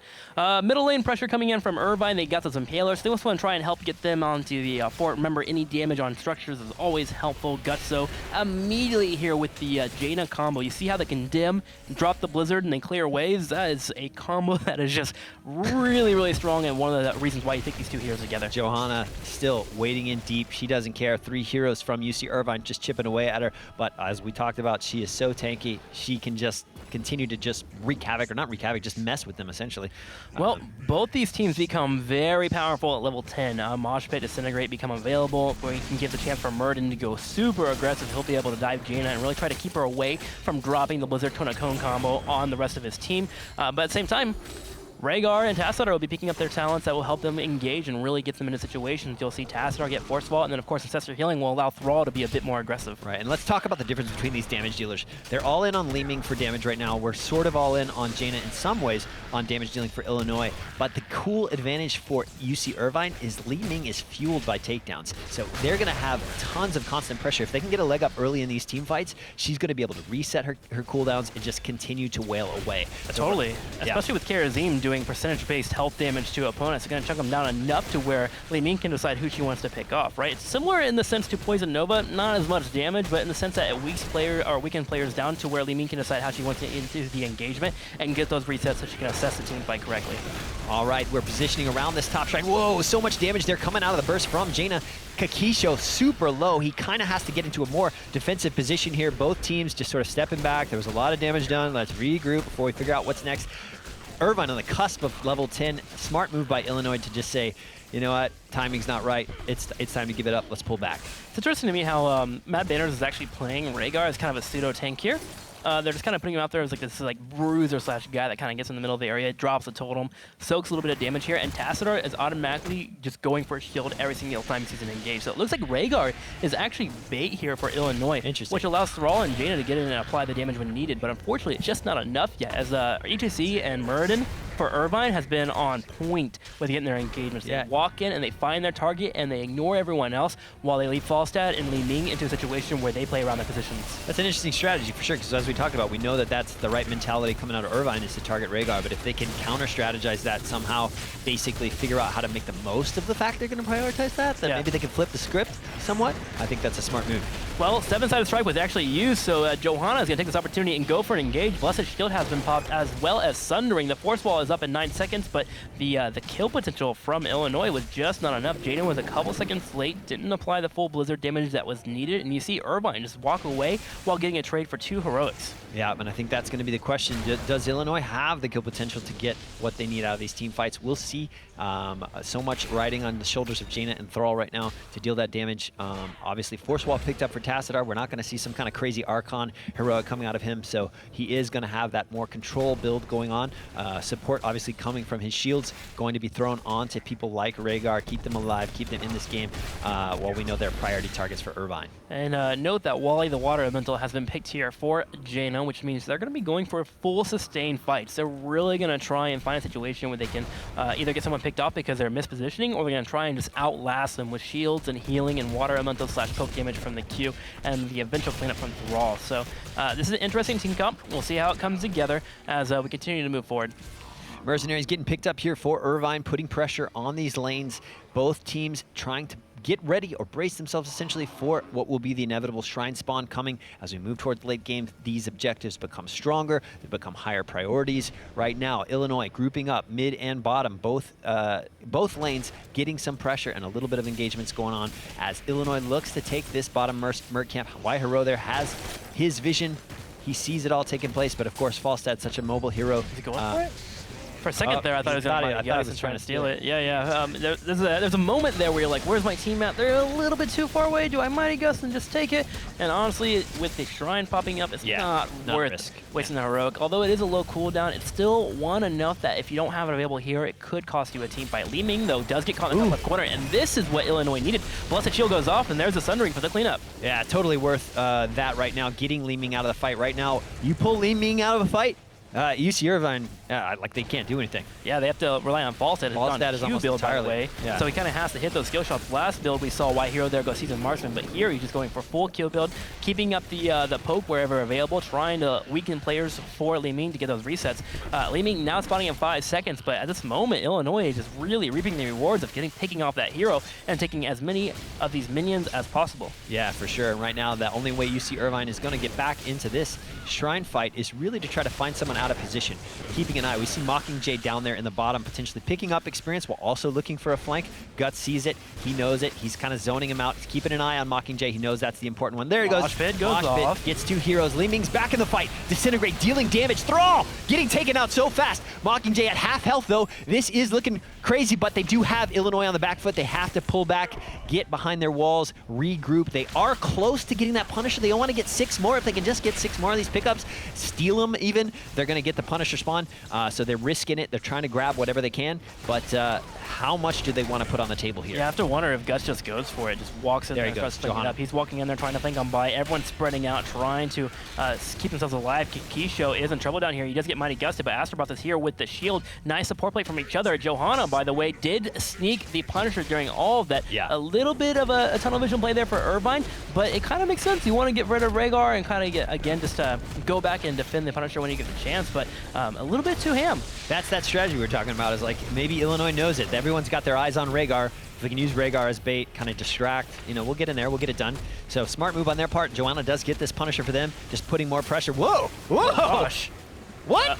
He's dead. I'm not exactly sure why he just took that. He got caught in the frost. Yeah, so the Punisher came in and started punching him down, and see 2 warriors be destroyed here for Irvine, and that is the main meat of this entire comp for Irvine. You see the rest of them pulling back, trying to deal with the water elemental. The more I think about it, I was a little bit worrying about the water elemental pick, but it's actually really, really good against Li Ming as well. Yeah. She doesn't want to teleport in because the water elemental will chase her down. It auto locks, and so that prevents her from actually chasing down opponents without being sure she's going to do stuff. And if you're Li Ming, although you have all this power and you feel like you can take people down, you always have that doubt in your mind of like, if I teleport in and I get too aggressive here and I die, I cost my team the fight. Tim, I'm still kind of like reverberating from that Punisher reckoning. It will hurt people. The reckoning on ETC, man. That's the guy that you wouldn't normally see get taken out there. But the Frost locking him down, and of course the Punisher just going ham. Yeah. That's some good value for sure. Well, Illinois suddenly taking a lead in here. That Shrine down there in the bottom left really propelled them into a situation where they are now even in this game, and they continue keeping up the action here as they're now grabbing whatever they can to keep pressure on the map. In the bottom right corner, they're grabbing the Mercenary that will actually push in the middle lane. We see Irvine doing the same in the top left corner, just trying to get pressure wherever they can as well. And they are actually ahead of Illinois. They have killed 1 fort. Yeah, absolutely. And of course, Illinois falling back to the 1-4 scenario. Tassadar in the top lane. This 4 squad here in middle, roaming between middle and bottom. We got Impalers wailing away on these fortifications. Got to get cleaned up by UC Irvine.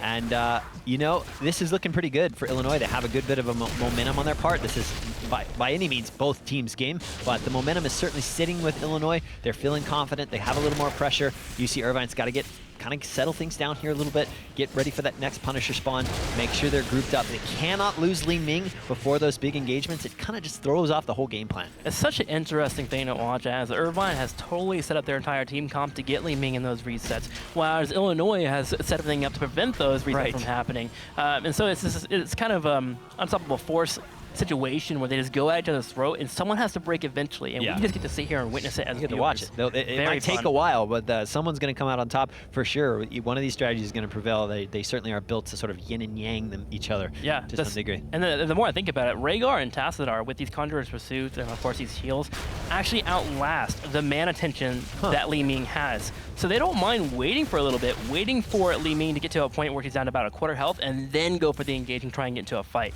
I love it. This is fun. Very interesting set of strategies going on here. Of course, top shrine is where the attention is right now for both of these teams. Falstad in the bottom, our mid lane actually soaking experience down there for a while, but that's okay. He can be back up here in a while. Tassadar's got to get his little self up to the top here, though, because he's going to need the support of his team. Don't worry, he's got the help of a spider, man, just carrying him all the way to the top. Illinois has positioned themselves in a position where they're ready to start looking for that poke from Li Ming. Li Ming needs to make sure that she is hitting these skill shots whenever acceptable. Asterbroth with the shield being able to really kind of take that damage from Li Ming, but I'm loving Prodigies. He's starting to get in there and starting to put the damage in. I like seeing this side from him. Yeah, you see those arcane orbs just chunking away. You can take total huge percentages off of health bars water here. Elemental. Yeah. Oh, it's like the flanking water elemental. The Blessed Shield goes down. Li Ming does get caught. The water elemental is chasing down Li Ming. There goes the mosh pit. Is there going to be a sundering? No. Oh my gosh, he actually walked into it. Joel was about to set up the sundering, but he walks into the mosh pit, which prevents him from actually disrupting it. And we now have one member down. Jaina on Illinois. Irvine going for the chase. 7-sided strike will help out with securing a kill. And now Prodigies is getting those resets. What a flub by Joel. Yeah, for sure. And you know, Illinois was doing everything right there. Everything was right. Li Ming was at max range. Like, she was just barely in disintegration range for that. But, you know, Jaina got caught out. She melted like butter. That was insane. And then, of course, it just steamrolled from there. Rhaegar obviously getting picked out, and that was a huge win for UC Irvine, bringing more momentum, giving them confidence. That is exactly what they needed. I'm just, I can't, I'm so sad by Thrall walking into the mosh pit. You saw him turn around, he's like, I got this, guys. Oh, wait, I have to dance. And he started rocking out. Time to dance. Oh, man. Well, Irvine's actually doing a pretty common strategy here where they get to 39 of their minions. They wait for a little bit here, get all the pressure, pushing in the other lanes, grabbing whatever mercs they can, and then they'll finish it whenever they see any pressure come in from Illinois. Yeah, absolutely. Punisher now spawning for UC Irvine. This is going to be really great for them. They have the momentum lead like we talked about, or momentum pushing in their favor. Now they have the Punisher on top of that. Here we go, top lane, gonna get damaged. They're going for this fort. They want to get it, gonna give them more experience, push them ever closer to 20. And here is Illinois bracing for it. They're gonna try to clear out this Punisher as much as they can, while Irvine is in the back, also trying to capitalize on it. Li Ming dealing damage from afar. Watch out for those arcane orbs and the magic missiles here. Guts waiting in front. There we see Asterbroth doing a good job, using his E to get away, save damage. Watch out for those mortars. They're going to clean out this Punisher right now, and that's good. Not a ton of value. Of course, the fort went down, which makes sense. It was going to fall, but they didn't get a ton of damage done on their keep walls, which is great. Yeah, cleared it out, bracing themselves. Even level game right now. Structural game is equal. This is anyone's game. Anyone can win. Illinois obviously has the advantage. UC Irvine's life is on the line, though. We want to start seeing some smart, timely, aggressive play from them. Of course, it's kind of hard to get too crazy with these combos like we talked about. They're kind of built on these long, sustained fights, so we'll see exactly how they pull it out here with this late game. Yeah, you're correct. This is anyone's game. We've seen Illinois multiple times really bringing the work. The Sundering does split everyone here. Unlimited now coming from side. Nice. That's what does go off. Mosh Pit has gone off, but it will not be quite enough there as we see Illinois just evaporate ATC from the battlefield here. Irvine decides it's not an engagement they want. Prodigies does get off a nice arcane missiles, but now with Rhaegar still alive, he can start healing up his teammates, and that will be a one-team fight for Illinois. The question is, where do they go to take advantage of this? Do they move to the top left and get aggressive and take the mercs, or they try and zap a fort? It looks like they're going to try and snap these here away from Irvine. Yeah, absolutely. ETC, you saw the sustain coming out on him. All the heals were focused down, but it just wasn't enough to deal with the damage. Yeah, it's Kerosene, and it doesn't have Divine Palm. If ETC goes below about half health, there's a good chance that he could be bursted down. Yeah, it's just too much damage. And you're right. They went for 7-sided strikes, so they don't actually have that extra heal, that sort of all-in failsafe. So, you know, interesting thought. Like, they wanted the extra damage, that makes sense, but would it have been smarter to grab that? Hard to say. Illinois in the late game, the more we watch and the more I'm just like, they just don't have fear.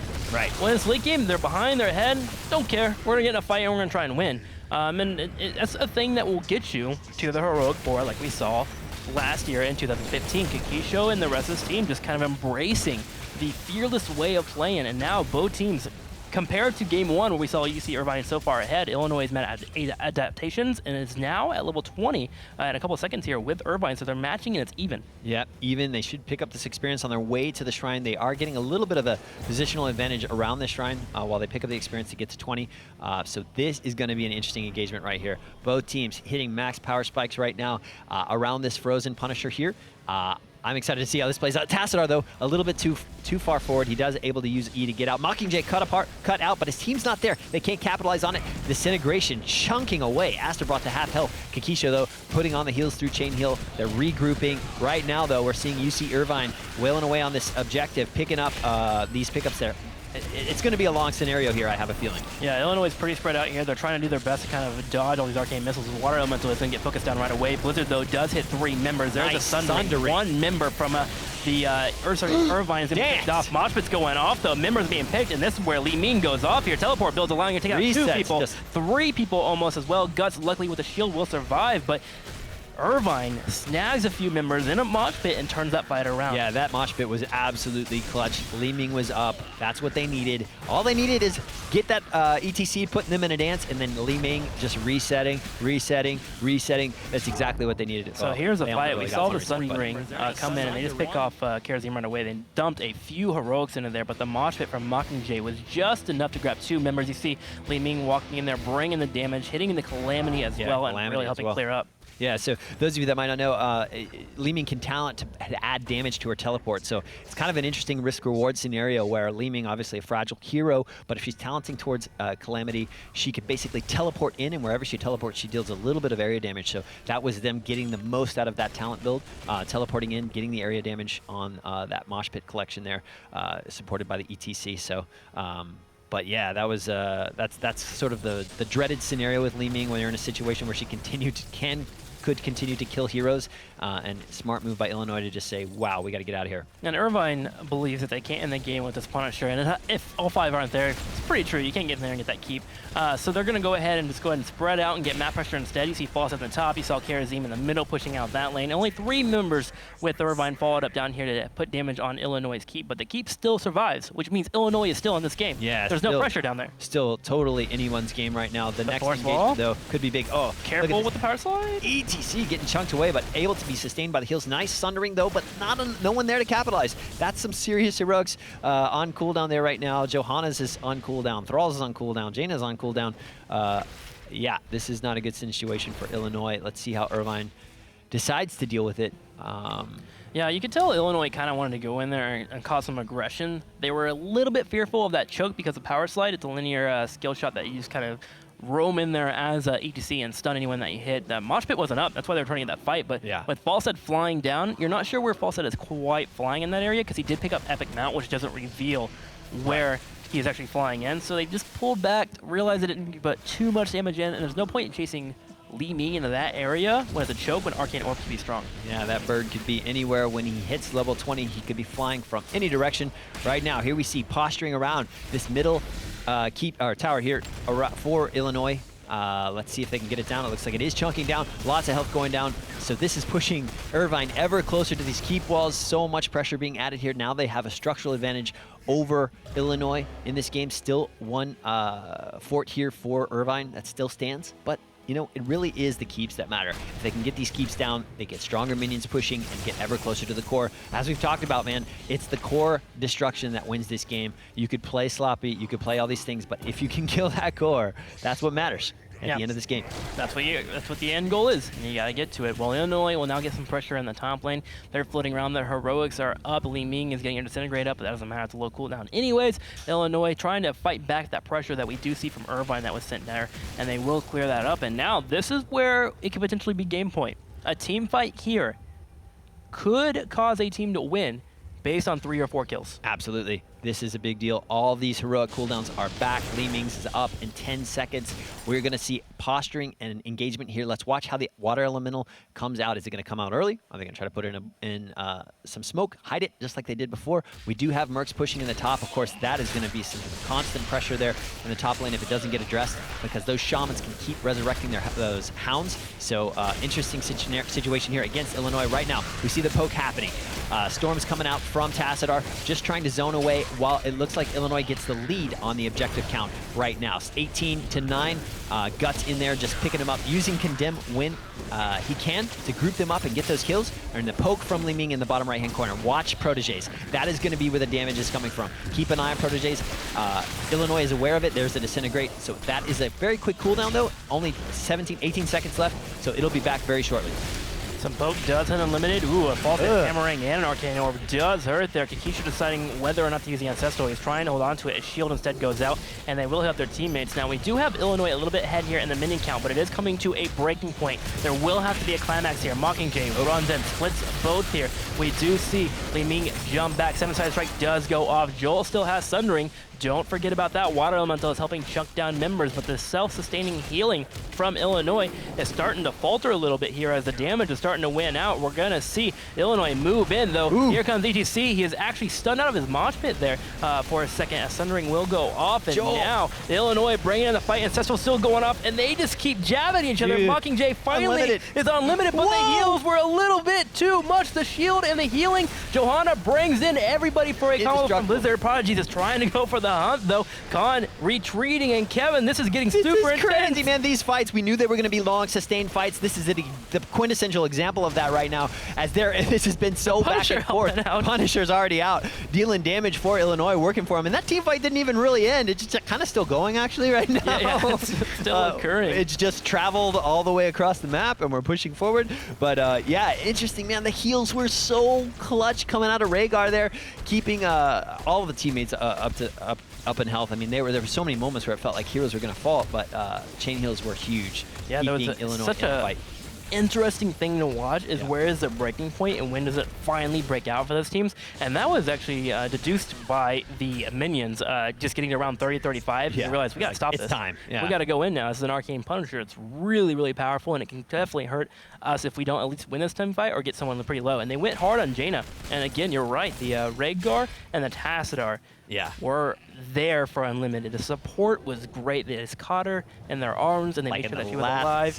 Yeah, they turned it around, and of course, we're starting to see the sustained team fight just slowly edging out Irvine. Yeah, and wow, those are interesting engages to watch because there's so much happening in these long sustained fights. It's hard to keep track of exactly what the strategies are, the cooldowns, how it's all getting played out, but we're going to probably see it happen here again, as right now Illinois has Mercs pushing in the bottom. They know that they need to figure out how to turn the tide here so that they can get an advantage, get a keep down, and get on top of the core. Force Wall does come out early, trying to zone Proteges it. They tried to go for the early pickoff, but it just couldn't happen. Right now we see them all kind of posturing up around the front line. Whoa, nice stun there on Kikishu. He takes a ton of damage up front, but he does get out, get in a better position. Force Wall comes out again, just trying to zone. In trouble. Yeah. He still has not used a mosh pit, by the way.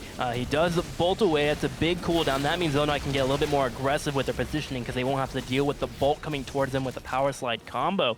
But Illinois is starting to fight back a little bit here. Yeah, Blessed Shield and Water Elemental on cooldown for Illinois, while we only see 7-sided strike down for Irvine. So both teams not at full power capacity right now. We see Irvine moving back, Illinois backing away. It wasn't the right time for it. They're going to clear out these minions in the mid lane and wait for the ideal team fight. Irvine does not want to give up a kill here right now. If they do, death timers are so huge, and that could spell the end of the game.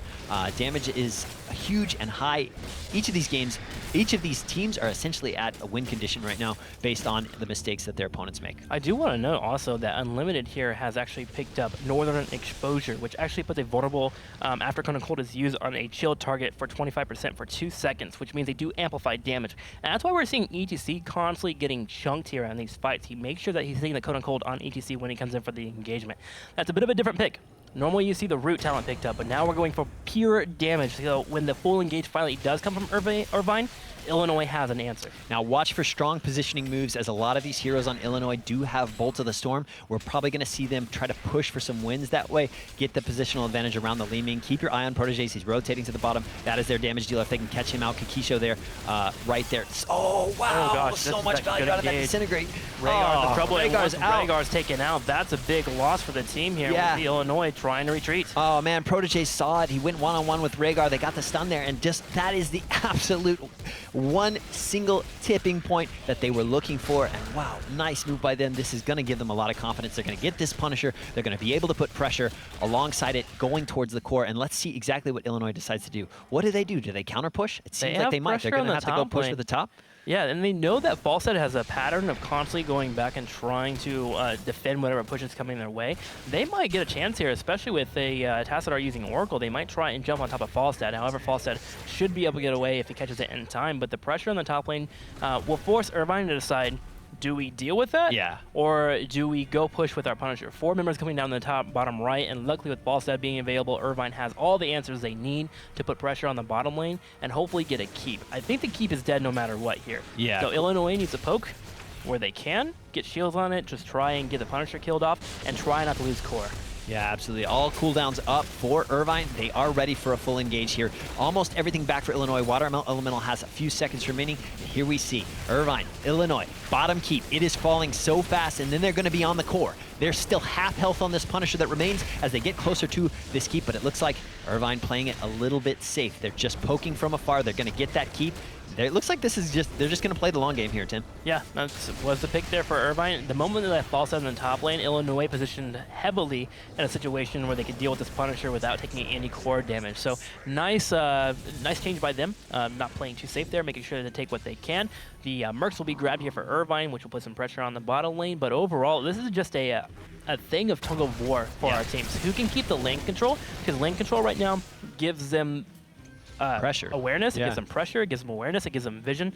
All things that can help them make decisions to win this game. Yep, absolutely. And here we see both teams coming in, colliding here in the mid lane. You know, no super hard engage from either team. We're going to see them wade in and get into these long sustained engages, but if they can catch these priority heroes out of position, Kakisho really has to pay attention to where he is in this fight. He can't get caught out again, or that could spell disaster for his team. Watch the Li Ming proteges in the bottom portion of the map here right now, right along Falstad. That is the damage. They're looking for those priority picks. Unlimited as well. You see him throwing those arcane orbs back in there, dealing damage on Joel E. You see he's just at max range for those magic missiles, and he's throwing them right at their targeting unlimited. He wants to get the damage on those value targets. Kakisho playing really, really safe now, learning his lesson not to get too far up here because the damage is available here for Irvine. But yeah, you're right. Prodigy is getting to a point here where he's doing all the poking, but it's enough where it's almost a bait. Yeah. Say, if you jump on Li Ming, we have 3 teammates that can help him out at any point and really win a team fight for us. So yeah, that counter ETC mosh pit, he could just slide in and get it, basically. So Illinois is just watching the mana bar underneath Prodigy right now. They're just constantly trying to take the damage. They're making sure only one target's getting hit, and they're using the shields to really help out with mitigating that damage. But Prodigy isn't falling low enough quite yet. Such an interesting game. It's almost like a chess match, right? Like watching these moves, watching them take place, try to figure out where they can go for the kill. This is a game where each little detail has a huge effect. Yeah, and Illinois right now is trying to put pressure on the opposing team. They don't want Li Ming to get the chance to go back and get mana. If she gets mana, she's basically reset all the work that they've done. And she's starting to right now, but the Oracle Master Boss that's used, the Blessed Shield will miss. Li Ming does get away, but she's still at half health. The Shrine is now activating. Yep, mounts up, pulls back, pulls even farther away. It looks like they know she needs to get a full mana bar. Well, nope. No time for it. She went to the well, I believe. Yeah, she tapped the well. That's a smart move by her part. Getting back into this game. Full mana bars now. Everyone at full power, full health. Actually, we are missing Blessed Shield from Johanna, so her cooldown has about 30 more seconds. But here we see them posturing again. Same thing. Long, drawn-out team fights. Look at positioning. That is the story here. Look at that. Water Elemental in the bottom here, chipping away at Proteges. Unlimited as well. Nice. Bolt of the Storm had to get used from Unlimited, so that is on cooldown. He will not be able to dodge in that way again for full long period of time. Illinois cannot lose this team fight or Punisher. They have pressure on the top lane and the bottom lane now. You're seeing them play very aggressive now because they know if they lose the Punisher, they potentially lose the game. Most likely lose the game. Mockingjay does bolt in. Unlimited is in trouble. The Mosh Pit does miss. Blessed Shield comes out. There is Sundering. ETC taking damage. Joel trying to help out where he can. Watch the number. They're almost at 40. Yeah, they're taking some damage already. The 40 is about to get here, and Illinois will win this Punisher. They, however, do lose Rhaegar. Yeah, that's a big deal. So Punisher victory, but Rhaegar down. Let's see how Irvine decides. Fly from Falstad. He's going all in. It looks like they're going for the core rush right now. I don't know. Was that too aggressive, though, from Falstad? A little bit too far, a little bit out of position. Unlimited gets some early damage, and looks like they're trying to just go for the kill here right now. There's Protégés dealing damage with Disintegrate. He's already, though, chipped down to half health from Jaina. The counter pressure, all the positioning counts, all the cooldowns count. There's Mockingjay shaking it up with the face melt. Protégés taking damage. They're going to win the game. They're pulling it. They get the win. That is it. Nice move by UC Irvine on the counter push there by Illinois. What a long, interesting, sustained game.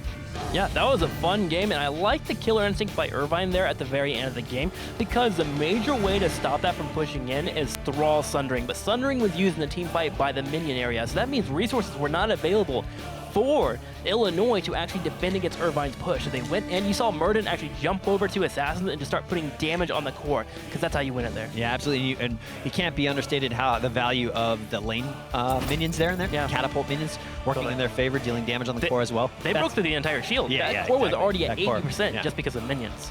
Absolutely, that was a huge value, and of course that kind of makes sense, right? It was a long sustained game. It's interesting to see how everything counts, even the lane minions count here right now. Long sustained tactical fighting coming out of both of these teams. We knew it was going to happen. Two meaty tanks on the side of Irvine, two sustains actually on the side of Illinois. All of them catered around their mage damage dealers, and it just worked out for Irvine. Smarter positioning. That Li Ming, we had some solid play from her. That one pick off by Rhaegar really, to me, felt like a big turning point in the game. Where Protégés found Rhaegar beneath one of the shrine battles, I think. Yeah, it's in the bottom right when there was a full engagement from ETC, and then he was able to poke that off, and of course they won that power team slide fight. as well. Yeah. Illinois was fighting back, though. Their decisions in the end there was correct. They unfortunately just were not able to take anyone out. That was super important. With 5 members up for UC Irvine against the 4 members of Illinois, they just were able to snatch that win, especially without key heroics. Great decision making by them. A lesser team probably would have gone back and defended that Punisher, thinking, okay, we have something pushing our way, we have to deal with it. But they realized, you know what, a Punisher doesn't matter. We have infrastructure in the way. Let's go for the win. Yeah, absolutely. So very interesting tactical game out of these two teams. Something very different from the pace that we've seen in any of the rest of the matches we've seen thus far. So very different style of game. 1-1, both teams. Very interesting scenario here going into game 3. So let's see. Let's look at some stats here from Here's the Dorm. Average game time is another one we want to talk about right now. Yeah, we talked about this earlier where we actually saw UC Irvine is taking out teams really, really quickly. But that match in general was so drawn out. That was a 33-minute game. Yeah. They effectively doubled their normal average game time in that match just because of what Illinois was running. Yeah. Illinois obviously came prepared, seeing, they are actually trying to take the ball pretty quickly. We see Li Ming there. Let's go for sustained comp, and it almost worked. Yeah. It almost worked, but Irvine just got what was needed in the end to win, and I'm excited because that means we're going to a game 3. Yeah, game 3 is going to be interesting, and of course 30 minutes. Anytime you cross that's pretty rare, and Here's the Storm. It doesn't happen, but absolutely the counter strategy is almost like a perfect storm for that long match, tactical match. Very interesting, but we're going to be back. It's not over. Both of these teams, their lives are on the line here when it comes to Here's the Dorm 2016. Over $500,000 in prizes, scholarship, award available to both of these teams if they continue to move forward. Stick around. We're going to see game 3. We'll be back very shortly.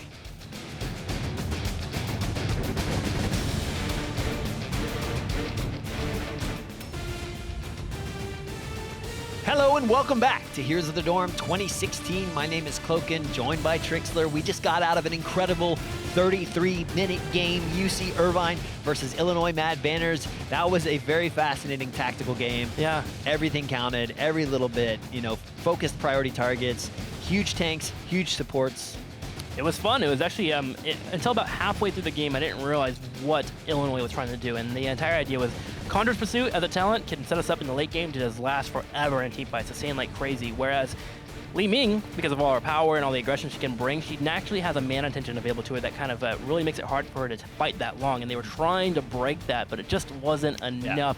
Yeah. But it was so cool to actually try and make that happen, right? Yeah. That was a strategy that required pure teamwork. You're not going to find that in a random game of Heroes of the Storm. You're not going to find it by some of the best teams in the world, and it was really cool to see that strategy was being pulled off by a collegiate star team. Yeah, so cool to see the game sort of stretch to its endpoints, where it's like, we're going to build a comp around stretching this out. We see them going all in on Li Ming with double warrior. We're going to go all in on double support, and we're going to take it to its nth. And so it's nice to see teams tactically choosing strategies that we don't always see. It's not always going to, the victory isn't always going to be about full blow-ups, fast kills.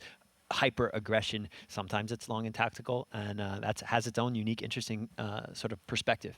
Well, Illinois will be picking the battleground Battlefield of Eternity, so we'll be going to that pretty soon, as it looks like they just want to get into more team fights. They want to find situations where Irvine's unable to walk away here, as this is a battleground that is a 2-lane map. You will see a lot of pressure happening in the middle of the map here, as you are fighting for the Angels and, of course, the Demons on the other side, as they'll be forcing you to, of course, fight for their side. If you are able to win against their Immortal, they'll unlock for you, and they will push the strongest lane that is available. There are a few mercenary camps on this map. They're actually not coming into play as often as you would see. That's kind of a thing that you do in between the downtime, but here's the Immortals here that you'll be fighting for. If you can beat the opposing Immortal, of course, they will unlock for you and push down the lane. It's all based on shields and, of course, health points. You'll see them go from range mode into melee mode based on how much damage was actually done.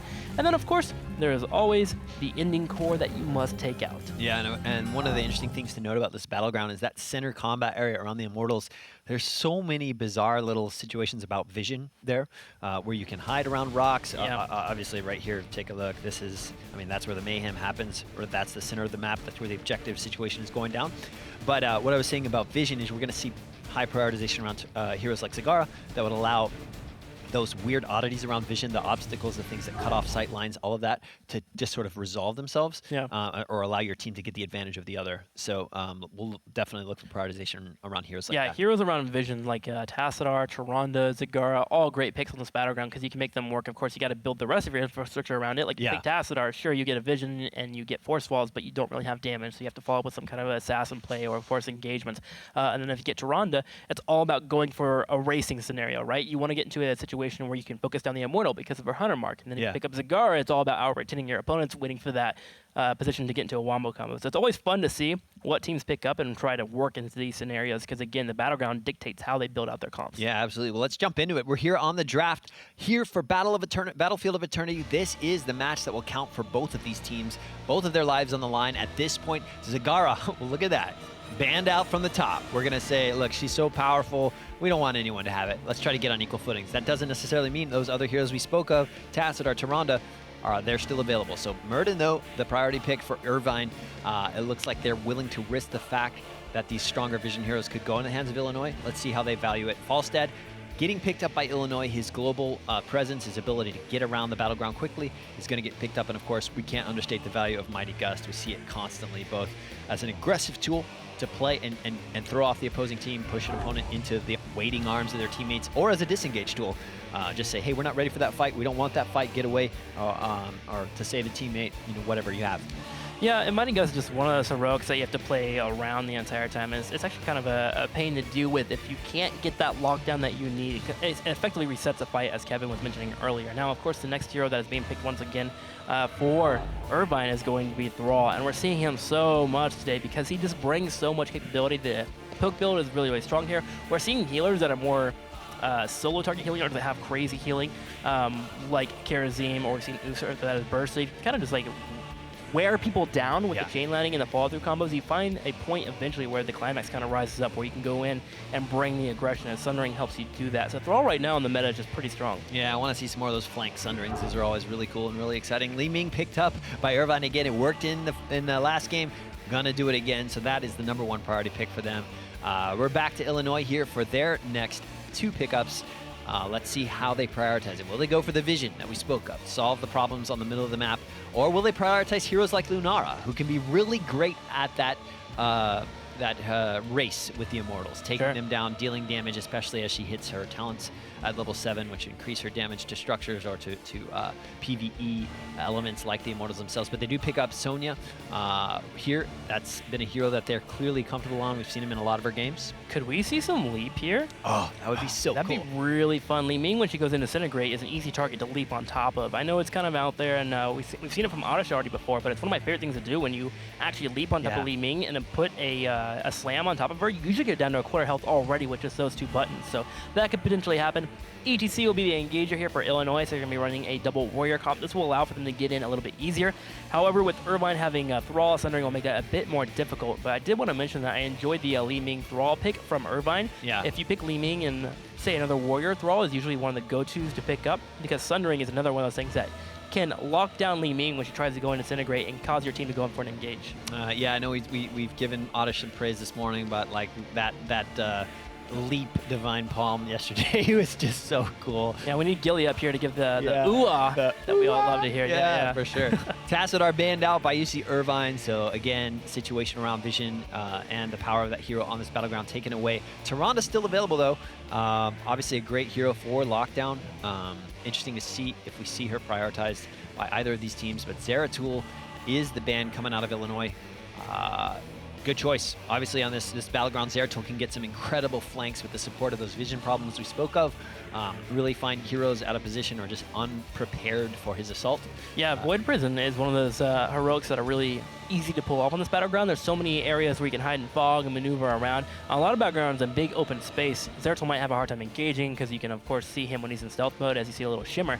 But on this battleground, he can kind of come around and flank it really easily and set up an easy combo for your team to hit. So getting rid of Zeratul is very impactful here. Uther and Vala will be the straight follow-ups here. We're going to probably see Joel E on top of Vala. That seems to be his hero. He's so strong on her and really just comfortable. And then of course Uther is pretty strong against Sonya. When Sonya gets in a scenario where she starts getting into an engagement where she wants to really win, starts to take that fight and just take the momentum and roll with it, you'll see Divine Shield and of course the stuns from Uther be helpful. Yeah, absolutely. Vala, a hero that has been in this game since its very onset, very beginning, but has gone through a lot of changes. We've seen a lot of different prioritization or changes in terms of the development of this hero.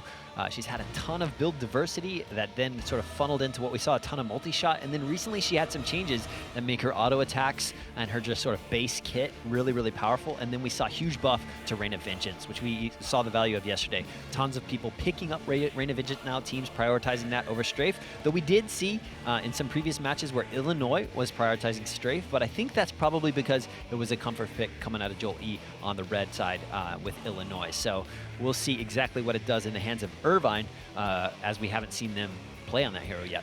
Yeah, Reign of Vengeance is one of those heroics that can be easier to play around, but it's so helpful against ETC and Sonya, double warriors that are running into and are naturally going to group up.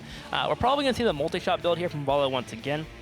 Joel E seems really comfortable with it, and it seems like his entire job in the team is here. Apply damage when you can, get some free auto attacks when possible, and then also make sure to use the slow. Yeah, absolutely. So the pickups here for Illinois, they're bringing in the StarCraft power. We're going to see the medic, Lieutenant Morales, and Jimmy himself, Raynor, the medic. Of course, we haven't actually cast a game with medic. I don't think. I know you and I. We had one yesterday with the medevac. Oh, we did. Oh, that's right, medevac. But yeah. Jimmy goes so well with stem drone here, and that's going to be the pickup here. And I just realized that Jolie is actually on the Illinois, so maybe that Vala take was actually taking away Vala from Jolie and trying to put him on an uncomfortable fix. But here we go. That stem drone will increase the attack speed and movement speed of whatever character is currently taking it. Great on heroes. Well, Tychus does get attack speed, but it's mostly great on Jimmy. We don't always see it on Tychus. We'll just put it that way. Of course, really powerful hero. Her single hero sustain is so great, and when she puts her stem drone on this guy, he just becomes a monster. His auto attacks just rip through the opposing team. And of course, Raynor in general, around those the tribute scenario with Hyperion, he can zone out entire teams, basically just throw off team fight setups from the opponents. So really cool hero. And Raynor, of course, has a ton of self-sustain through his adrenaline rush, which is great because then Lieutenant Morales can prioritize healing other heroes, healing those tanks, healing the Sonya, letting her get in deep, deal her damage, while Raynor has some self-sustain on the edges. So she doesn't have to pay as much attention to him. Oh, wow, we see Big Red getting picked up by Irvine to round out the Irvine kit. You gotta love this guy. Yeah, you gotta love him. He actually synergizes really, really well with Thrall too. You can do a Sun Ring into an APOC. So you say, hey, I'm going for an APOC. Thrall sets up the Sun Ring. He hits it. As soon as you hit your R button, the APOC will stun them as well. So you have this huge duration of stunning for about 3 to 4 seconds that allows your team to walk in there. And I imagine that is what we're going to be seeing here from this team. Diablo, again, just a premier gank warrior of Heroes of the Storm. Really good at engaging. That overpower is so fun to watch him just go crazy on heroes, charge them, throw them over his shoulder. And of course, if they can punish that, if they can pick off heroes like Raynor, if they can get him, take him out of the fight early, or Falstad even, that could be a really cool pick for them. So we'll it looks like Joel is actually going to be on Raynor here. Oh, interesting. So the Vala being taken away put him on that here, but it looks like this was a pocket pick for Illinois. They realize that they have to pull something out here to secure this win. And again, a stem drone combo can be one that's very, very, very hard to play against if you're not ready for it. Most of the time, you'll see people try and disengage.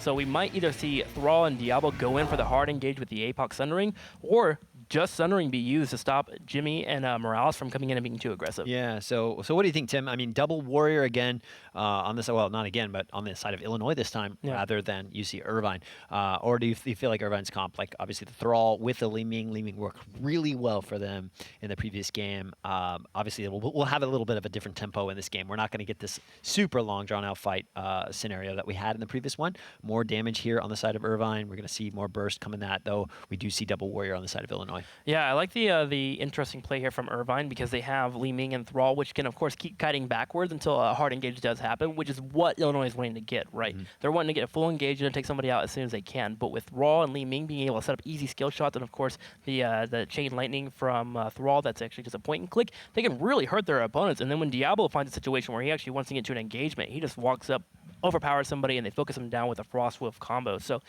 this could be a team comp that works out very, very well for Irvine. It's just a matter of who's going to jump on the Immortals and how quickly, because that kind of dictates how the fights are going to happen. Yeah, this has been a really cool matchup between these two teams. So back and forth, very interesting. They seem very evenly matched as well. Yeah. I'm excited to see this game on Battlefield of Eternity. It's a map we've casted a lot. We've seen a little bit out of Jake and Gilly when they were casting yesterday, but I'm excited to see what they can bring to bear here with these comps. Who's going to take it? Both of their tournament lives are on the line. It's all at stake here for Heroes of the Dorm. We have a huge prize pool at bay for this. If they can move all the way through, of course, tuition. We heard from teams like Cal Berkeley and Fan when we interviewed them earlier that this is a life-changing prize. Getting tuition for your college career sets you up for your future. You know, it basically relieves the pressure from debt, school loans, all those things, and it changed the fate of Fan's year following his graduation. He said it allowed them to even pursue the idea of competitive gaming altogether. And when we saw Fan rise to basically the most decorated esports competitor in Heroes of the Storm right now to date, and all of it fueled off of the rocket engines of Heroes of the Dorm last year. So this is a lot on the line for these two teams, and it means a lot. And we're going to see them both bring everything they have to bear in this game right now, and we're so excited you're here with us. We want to know what you think. You've seen the drafts. You know what battlefield we're on. You've been watching these two teams go head-to-head. Who's going to take it? Head on over to Twitter. Use the hashtag Heroes of the Dorm and vote for your favorite. Is it hashtag vote UCI or vote Illinois? We want to hear from you. We'll see the stats as we get into game, and we are here, Tim. It's pretty close. We're ready. It's game number 3. It's do or die. Who's going to go to the Super 16 next week? We'll find out. It is Illinois versus UC Irvine. Yep, on Battlefield of Eternity, we're spawning in both teams. On the blue side for UC Irvine, Bloody on Big Red Diablo, Khan on Uther, Mockingjay with Thrall, Proteges again, dealing the wizard damage with Li Ming, and Y Hero there on Vala. And on the far right side, representing Illinois, will be Joel E. Asterbroth, Kakisho, Unlimited, and Guts, stacking up the bottom lane here. Keep an eye on Kakisho and him playing support here. This will be a major target. This will be a major target for Irvine. If they're able to get to the backline at any point and destroy the medic, this comp will start to fall apart heavily here, as a lot of the healing is all based on Kakisho staying alive and never getting stunned out. So that's probably flanks from Vala, obviously proper positioning coming out of Li Ming. If they can get a pick off, get the medic out of the fight, that would be the key. If they can get her to trigger her safeguard, which is essentially her only real protection, on another hero, and then get that flank, even better. So maybe they can bait that out by putting a ton of pressure on another hero, then switching their target quickly. Yeah. So all of that is all about communication, how well they can coordinate together. So we'll see how it comes to bear. Both teams just posturing up here, looking for that early pickoff if possible, but settling into this XP gain that we always see in the beginning of these fights. Yeah, and Falset and Valo will be in the top lane, just kind of squaring off 1v1 here, just trying their best to soak the lanes as much as possible. We do have Thrall and Diablo, though, trying to set up for a gank. That should have been called out by Illinois, though, and looking at Unlimited, it looks like it has been called out. Hey, we're missing 2 heroes down here. You need to play a little bit more passively. Unlimited just dancing back and forth, trying to soak experience and staying out of range of being flipped. And looking at these level 1 talents, we are seeing Raynor go for that give me more talent in level 1, which is basically going to make even more out of his self-sustain. So when he drops to a certain health, he has, oh wow, nice pick off, good target there on Unlimited. He does get taken out. That is first blood for Irvine, and there you see the power of the Lord of Terror coming from the shadows. Yeah, odd decision making there by Unlimited. He started realizing that Valo was playing less aggressive. Valo was actually playing a little bit aggressive in that lane early on, and then she got super passive out of nowhere, which should indicate there's a gate coming your way. And he was trying to get experience. He actually died there for 1 minion worth of experience. Yeah, sometimes when you don't know anyone's understands that it's okay not to get caught off. And now Irvine pushed the top lane here and got a turret out there, which gives them a nice half-level lead. Yeah, you know, you can always just wait. Like, those minions are eventually going to get to your towers and you'll soak them. It's so hard. It's so tempting, man. It's just, you want to take it out. It's a video game. You want to push the buttons. Well, Irvine is pushing their buttons on the Immortal here, going in for the aggression, although the Immortal is going to throw Khan and Mockingjay to the side here, which will allow Unlimited and Gut Afterbuff to chase down this Uther. That's the target. Does bring in some damage, but the medic is healing everyone up, and looks like this Immortal will be defended for a bit, as two members do head to the northern Immortal to grab as much damage as they can. Yeah, for sure. There we see Kikisho getting it up. Of course, Irvine a little bit on the back foot now with Uther out of the fight. We're seeing still, though, defensive position here for Illinois around their Immortal. They do not want to give this up. Yeah, they wanted to give the time to Sonya and Fawcett to get to half health, and they did. They made it relatively even now, and now decision-making comes down to who's going to be hopping on where. Raynor can really help chunk through this Immortal, and you see Irvine not wanting to really deal with that, especially having a talent lead. They're going to try and go for an engage. We see Bloody charging in. Should have maybe waited for that stun. Yeah. So he could have fumbled up, but they do secure the kill anyways, and now Irvine, with a 5-4 lead, is going to be able to put some resources towards their Immortal. Yeah, watch that Shadow Charge into Overpower. It is so powerful, especially because of the body blocks that are naturally built in by that. Diablo, just such a beefcake. He throws you over your shoulder, and then he just blocks you from the rest of your team. So even a hero like ETC, not someone you want to leave in striking distance from that. Guts coming in, helping out with the damage. And by the way, just so you guys know, we do have White Hero there going in attack speed build on Bala, which allows us to really to shred Immortal. So he's over there just doing work right now. Bloody is going to get caught out, but the overall win will go to Irvine here as they'll unlock this Immortal.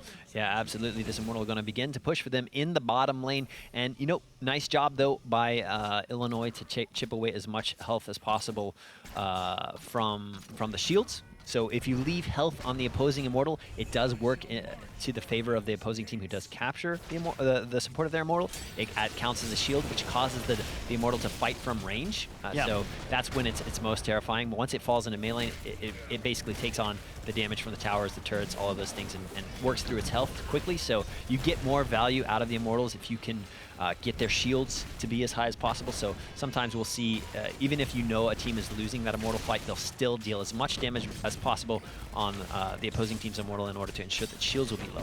That is very true, Kevin. And it looks like the Immortal has finally been dealt with, but it did do a little under half health on Illinois' fort in the bottom right. Irvine just about 3/4 of a level ahead, and they seem to be getting better and better with the games about trying to etch out a small lead over their opponent, and they're doing so here as Illinois has lost a few members. It is 2 kills to 2, but they've been missing out on a little bit of experience, especially with that Irvine Immortal pushing down the bottom right corner and killing those turrets. Joel E. on Raynor. First time we've seen him. We're seeing some good positioning out of him. He seems to show good awareness for the abilities he's dealing with. You saw him dodge the wolf there out of thrall, and he just seems to know. Horse. Yeah, he does. That's I like only that. Thing. The bleb horse. It's to throw their opponents into a sense of we got this. Yeah, oh it's wait, like clearly a noob. he's actually a legend. Just clearing lanes, just keeping up with the experience here. You usually will see this now. Thrall is actually starting the mercenary camps on the very far left here, so they can get some pressure on that bottom lane. As soon as he finishes that up, I would imagine that Irvine's going to grab the bottom mercenary camps at the same time. But it looks like ETC yeah, we're seeing is them all gathered down there. Actually, the bottom part of this. Let's take a look at this. Both teams posturing up around this. Guts, he got his eye. Of course, with that spear, he can jump in on an engagement very quickly. But they just decide, no, not the right time. Let's get back. Let's soak experience. Illinois a little bit behind, but that's okay. They're both at the equal power tier right now at level 7. And in fact, that may have been what caused them to back away from that altogether. All right, they're defending against this push, and now we see Irvine just taking the 1-2 punch here. They got one mercenary camp. They could potentially grab more down here on the bottom. They're walking in here trying to get some damage on whoever they can. If you can have your opponents come into the Immortal phase area low on health, although the medic will be able to heal it up, she could be low on mana, that's a win. Because you get yourself in a situation where they have resources a little bit on the depleted side. And the top right, we do have Illinois grabbing their own mercenary camp, so they get pressure on the top lane. It'll be a little bit hard there for Vala to deal with that quickly, as she did go the auto attack build, not multi-shot, so she'll take a few seconds to deal with that. But we should see the teams kind of group up and try and get into an engagement here, especially with Irvine really coming in here with the searing attacks, the auto attack speed. They're just really shredding through some mortal. Yeah, they absolutely got it to 50% so fast, and you know Illinois hasn't even dealt a lick of damage on their Immortal right now. And look at the stun coming out on Sonya. Nice pickup by there. Guts has to be careful. He falls back, but the heals from Medic going to get him back into fighting condition very, very soon. Right now, it looks like Irvine content with the fact that they've dealt 50% damage right now. Maybe they're going to turn their attention to lanes, continue to soak experience and push for 10, but nope, they're coming in for the defense. Vala, though, up in that top lane is soaking experience, so I think they are content to potentially let go of this Immortal push. They just want to do what they can, and if they can catch someone out, that would be great. Unlimited has to be careful. That's not what they want. Khan taking falling damage, really low, though. They around. went too far. He's going to be able to sustain, but that is a hero out of the fight right now, and huge low health bars, though, on the side of Illinois. ETC falling as well. Kakisha, this is just turning into a bloodbath, though. Yeah. All of it falling on the shoulders of Illinois. They have to fully retreat. That is horrible. And look, they did that even man down. Like they were playing a man down in that scenario, and they still got it. Yeah, Prodigy's got some really nice arcane orbs off that really chunked down the opposing teams, and the Medic was trying their best to situate and get people nice and healed up, but it was just a little bit too late as Vala came in for the flank, got a 5-man multi-shot, and then it's worked in the auto attacks enough to take players out. And Irvine, by the way, is taking Wave of Force. But here we go. Here's the fight. You see Vala come in from the side there. Diablo just charges in. Finally gets to Kakisho. Doesn't matter. Kakisho's already low on mana. But hey, you might as well get a takedown as well. Prodigy tries to go for the kill on Unlimited, but he will get out of range. But they did get rewarded and an Immortal. Now, really quick, look at these heroics. Wave of Force has been picked. Ah, we did it. He took the challenge. We did it. The Wave of Force call out. Love it. Nice move there on the Li Ming. So cool to see Proteges picking up something else. Of course, Wave of Force, all about positional control in these team fights. You can push heroes back, all of that. Here comes the first fort down in favor for Irvine. Illinois loses their first structure here in this fight, and UC Irvine on a nice roll. So Wave of Force actually prevents Thrall from having to use Sundering to catch anyone down. Now it can actually just knock back the Medic and prevent the healing from happening on someone important, or at least keep them at range. So now they can focus on heroes like Sonya or ETC, burst them down with Vala's auto attacks. I'm assuming she's going to get Giant Killer at 13, and Wave of Force keeps the Medic away from actually getting those healings off. So that's actually a really, really cool pick and a situational pick that could work out here a lot. Of course, Wave of Force against ETC and Mosh Pit, it's like an erase, you know, it's like it can be used that way. And of course, it's got a pretty low cooldown, so really cool heroic pick up there by Li Ming. And here we're seeing why Hero there, auto attack build, able to clean up things quite quickly. One thing I wanted to point out about that last Immortal engagement is that's exactly how you want to fight team fights against the Medic. You saw all of those health bars being chunked down. That is one way to give a Medic player a complete heart attack. Yeah. Because if the Medic can stay on top of its team healing, focus on single targets, that's a happy Medic. But if you have all of your health bars at half health, that's a Medic that's getting stressed out and he doesn't know what to do. And then you just keep spreading the damage, taking out heroes, and then eventually prioritize the target when you're in you know, a place to capitalize on that. You're right. Also, just for a second there, Illinois was sitting there thinking about what do we put on ETC here? They have so many tools to deal with Mosh Pit, and oh my god, Astrobot just goes in, but the Divine Shield is too strong here. The Rain of Vengeance hitting Guts as well. Astrobot still stunned here, diving a little bit too far. Mockingjay trying to get the damage, and we see White Hero there trying to chase in. He gets the multi-shot on the Medic, and what? I'm so confused. What was that play? Yeah, I don't know. He missed the Mosh Pit altogether. I don't know. Maybe just didn't. He misjudged the length on his power slide. I don't think he saw that the other two heroes are literally behind that wall, ready for a fight when that happened. Vala just walked up, dropped Rain of Vengeance, and then we had Sundering that knocked out the Mosh Pit from ETC, and they just destroyed everyone there. That wasn't even a close fight for them too. It was all just sort of stacked on top of each other. So. Yeah, I don't know. That seemed like a little bit of a happy trigger figure on Astrobot there with the power slide and just a little bit of judgment of position as well. Yeah, so I wonder if he should have maybe picked up stage dive. That's what I was trying to talk about before that engagement happened. He actually was sitting there thinking for a little bit, like, what heroic do I pick here? Because there's so many tools. Wave of Force and like, I mean that too is like maybe stage dive is a better choice if you see Li Ming picking Wave of Force. At least then when Li Ming teleports out, you can dive behind her and then power slide and then knock him back and get him into your team. You can also chase down squishy assassins, and you can also go super aggressive, stage dive up, and come back down on the team and really slow them down. But as we said before, like the teams aren't even used to playing against that. You know, we don't always see Wave of Force picked up, so maybe it's just I'm used to pushing this button too. So you know, even then, if you're comfortable using something, your team strategize around all of these heroics. It's you gotta really practice everything to feel confident in a competitive environment like this to pull out heroics like that. So. Well, Illinois is gotten their heroics. They do have Stim Drone and Hyperion, so they do have a pretty strong team fight when it comes down to it. And now with Jimmy just picking up all the E talents, it keeps healed up. He's able to actually get resistance as well by activating his E. Here, he's actually pretty darn tanky. So now the medic can actually start healing ETC and Sonya and stay near them a little bit more. But again, with Wave of Force being a thing here, that could be potentially very difficult. Absolutely, and of course, Irvine starting to just push their lead even more. They are, wow, almost cusping 3-level lead here right now on Illinois, which is significant, especially as we move towards these more powerful power surges. Level 16 is a very important talent here. You get some pretty strong talents that add significant strength to your team, so they're going to get to that well ahead of time if Illinois cannot counter. And right now we see pressure supported by the Immortal coming from Irvine in this lower keep wall. Experience being gained with every tower and more access to the keep itself. If they can take this keep down with the support of the Immortal, then they're going to have even more powerful minions pushing in this lane. Everything's starting to snowball for them. Well, the good news for Illinois is they do have damage. With Slam and Rain are really kind of chunking down these Immortals. They're able to deal with them pretty nicely. Irvine, though, again, does have that control. But with Hyperion being popped, Illinois is kind of forced to kind of wait for a little bit here. We saw, what, 3 heroics using that scenario. ETC still have Mosh Pit. You're going to see them dance around a little bit, though, and Irvine's okay with this lead. They're going to keep taking what they can, as you were talking about earlier. Yeah, they have such a significant lead. Like, they don't want to give that away. It's smart. Pull back, grab mercs, do what you can. Make Illinois have to catch up to you. Yeah. Don't, fall back to the basics, do everything you can, get to level 16. You basically have Illinois not unable to engage with you unless they see you out of position. You don't want to make any mistakes. This is where they just need to play a nice, clean game, focus on all of the basics, continue to put pressure and take advantage of the small opportunities you see, but do not give them an opportunity. Well, they see 5 people bottom, so they're going to take their own opportunity and keep pushing on the top lane here. This keep is actually taking some damage already, and with the entire team walking over here and Bala getting those stacks to work out, you just see her chunk that keep down, and that is a huge loss for Illinois. Yeah, absolutely. This keep gonna fall to minion pressure, if not to hero pressure right now. There it goes. That is really great for Irvine. They're feeling confident. Illinois doesn't even want to engage. Level 16 in the advantage of Irvine. They're just going to try to clean up these mercs and stem the bleeding the best that they can. Continue to push for experience. Immortals spawning in 30 seconds.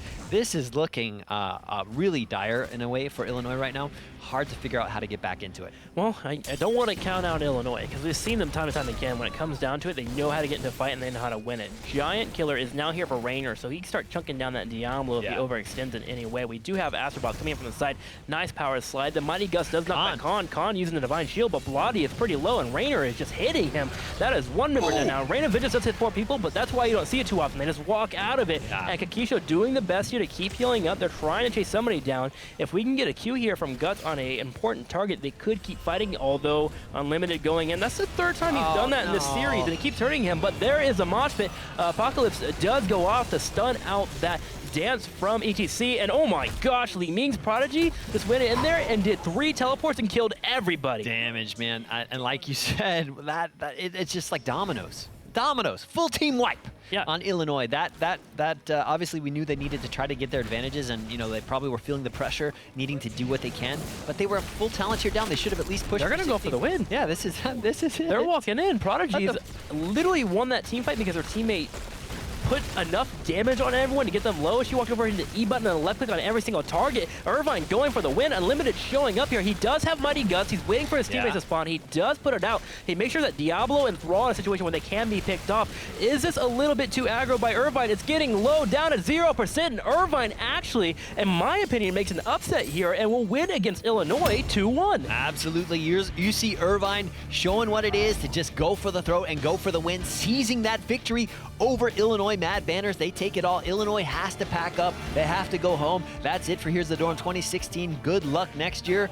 Wow. That's crazy. The Mad Banners are out. They were in the Heroic 4 in 2015, and it looked like they could do it again this year, but Irvine says no. And through each game, they got a little bit stronger each time, and were able to take the series. Nice job, Irvine. Yeah, well played. Good job indeed, Irvine. And of course, I felt like there was just some clutch mistakes as well on the side of Illinois. Sure, they were down, but the game wasn't over. They could have tried to play a little bit more patiently, push for the 16, but they went for that risky play. Falstad with the aggressive flies again, just a little too aggressive, a little too ham. Sometimes you want to play a little more patiently and wait for the opposing team to make a mistake. There's so many variables. Sometimes you just gotta wait for that, and then of course, as the doom timer gets closer and closer, you have to go more and more ham. You have to take those greater risks. I don't know that was the right call right there. We've seen a lot of Falstads do that this tournament, and it can pay off well. But there are situations where it's like, don't do that. Yeah. He went in so hard. I know there was probably the call there from ETC, hey, I can have the power fight if you get in there and you get them to look at you, and then I can just follow it up. And the timing was just a little bit off, but it definitely cost Illinois the game. And, that's a team effort that they're going to have to realize and, talk about that later on whenever they discuss this loss. But back to Irvine, they have won this entire matchup, and they'll be going on to the Super 16, which we'll be seeing next week. Right there, Unlimited being picked off. The mosh pit was huge, but just not enough. The APOC really helped out. You see Leeming on the right here. Bam, bam, bam. Takes out 3 people. The final members picked off, and you already see the call being made. You see Leeming start heading down to the bottom right corner. Yeah, they're like, this is it. This is game. Let's go for it. We have the whole team down, full team wipe. This is our opportunity. Go for the throat. Well, check it out. We have captain of UC Irvine with us on Skype interview. This is Proteges. Proteges, can you hear me? Yeah, how's it going, Matt? Good. Oh, God, that is really blurry. It's okay. It's okay. We got you. We can hear you. Congratulations on that win. How are you feeling right now, you and your team? What are your thoughts? Super fun. My hands hurt. Like when we got that the wipe on false side into the APOC, I knew we were winning the fight. I was like clapping, going ham. Yeah. Were you 100% convinced that you had the time to go for the kill there? Obviously, that's great awareness on your guys' part to just go for the win. But was there a little thought in the back of your head, like, are we being a little bit too aggressive? We're fine. The rotation, we had just enough time to do it. And Sonya being up would have caused us more problems at the core than chasing her for the kill. I was out of range, so I just started running core. Yeah. They would have killed her before I got back there. So this is our first opportunity to talk with you and your team. How are you feeling going into 2016 Heroes of the Dorm? I know that some of your folks on your team are returning players.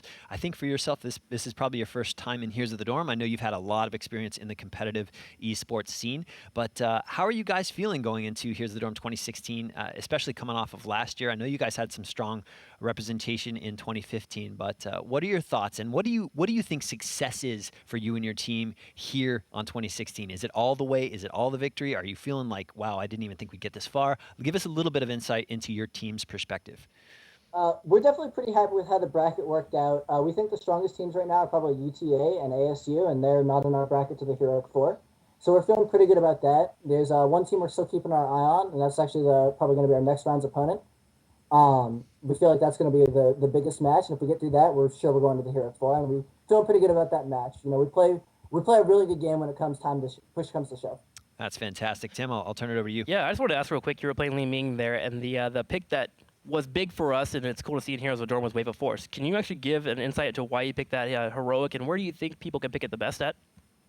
It's really good at disruption. It's obviously not as much damage as Disintegrate, but like I'm never going to be able to channel Disintegrate versus ETC with Mosh Pit versus Sonya false edit with a mage build, so I'm never going to be able to sit there and channel.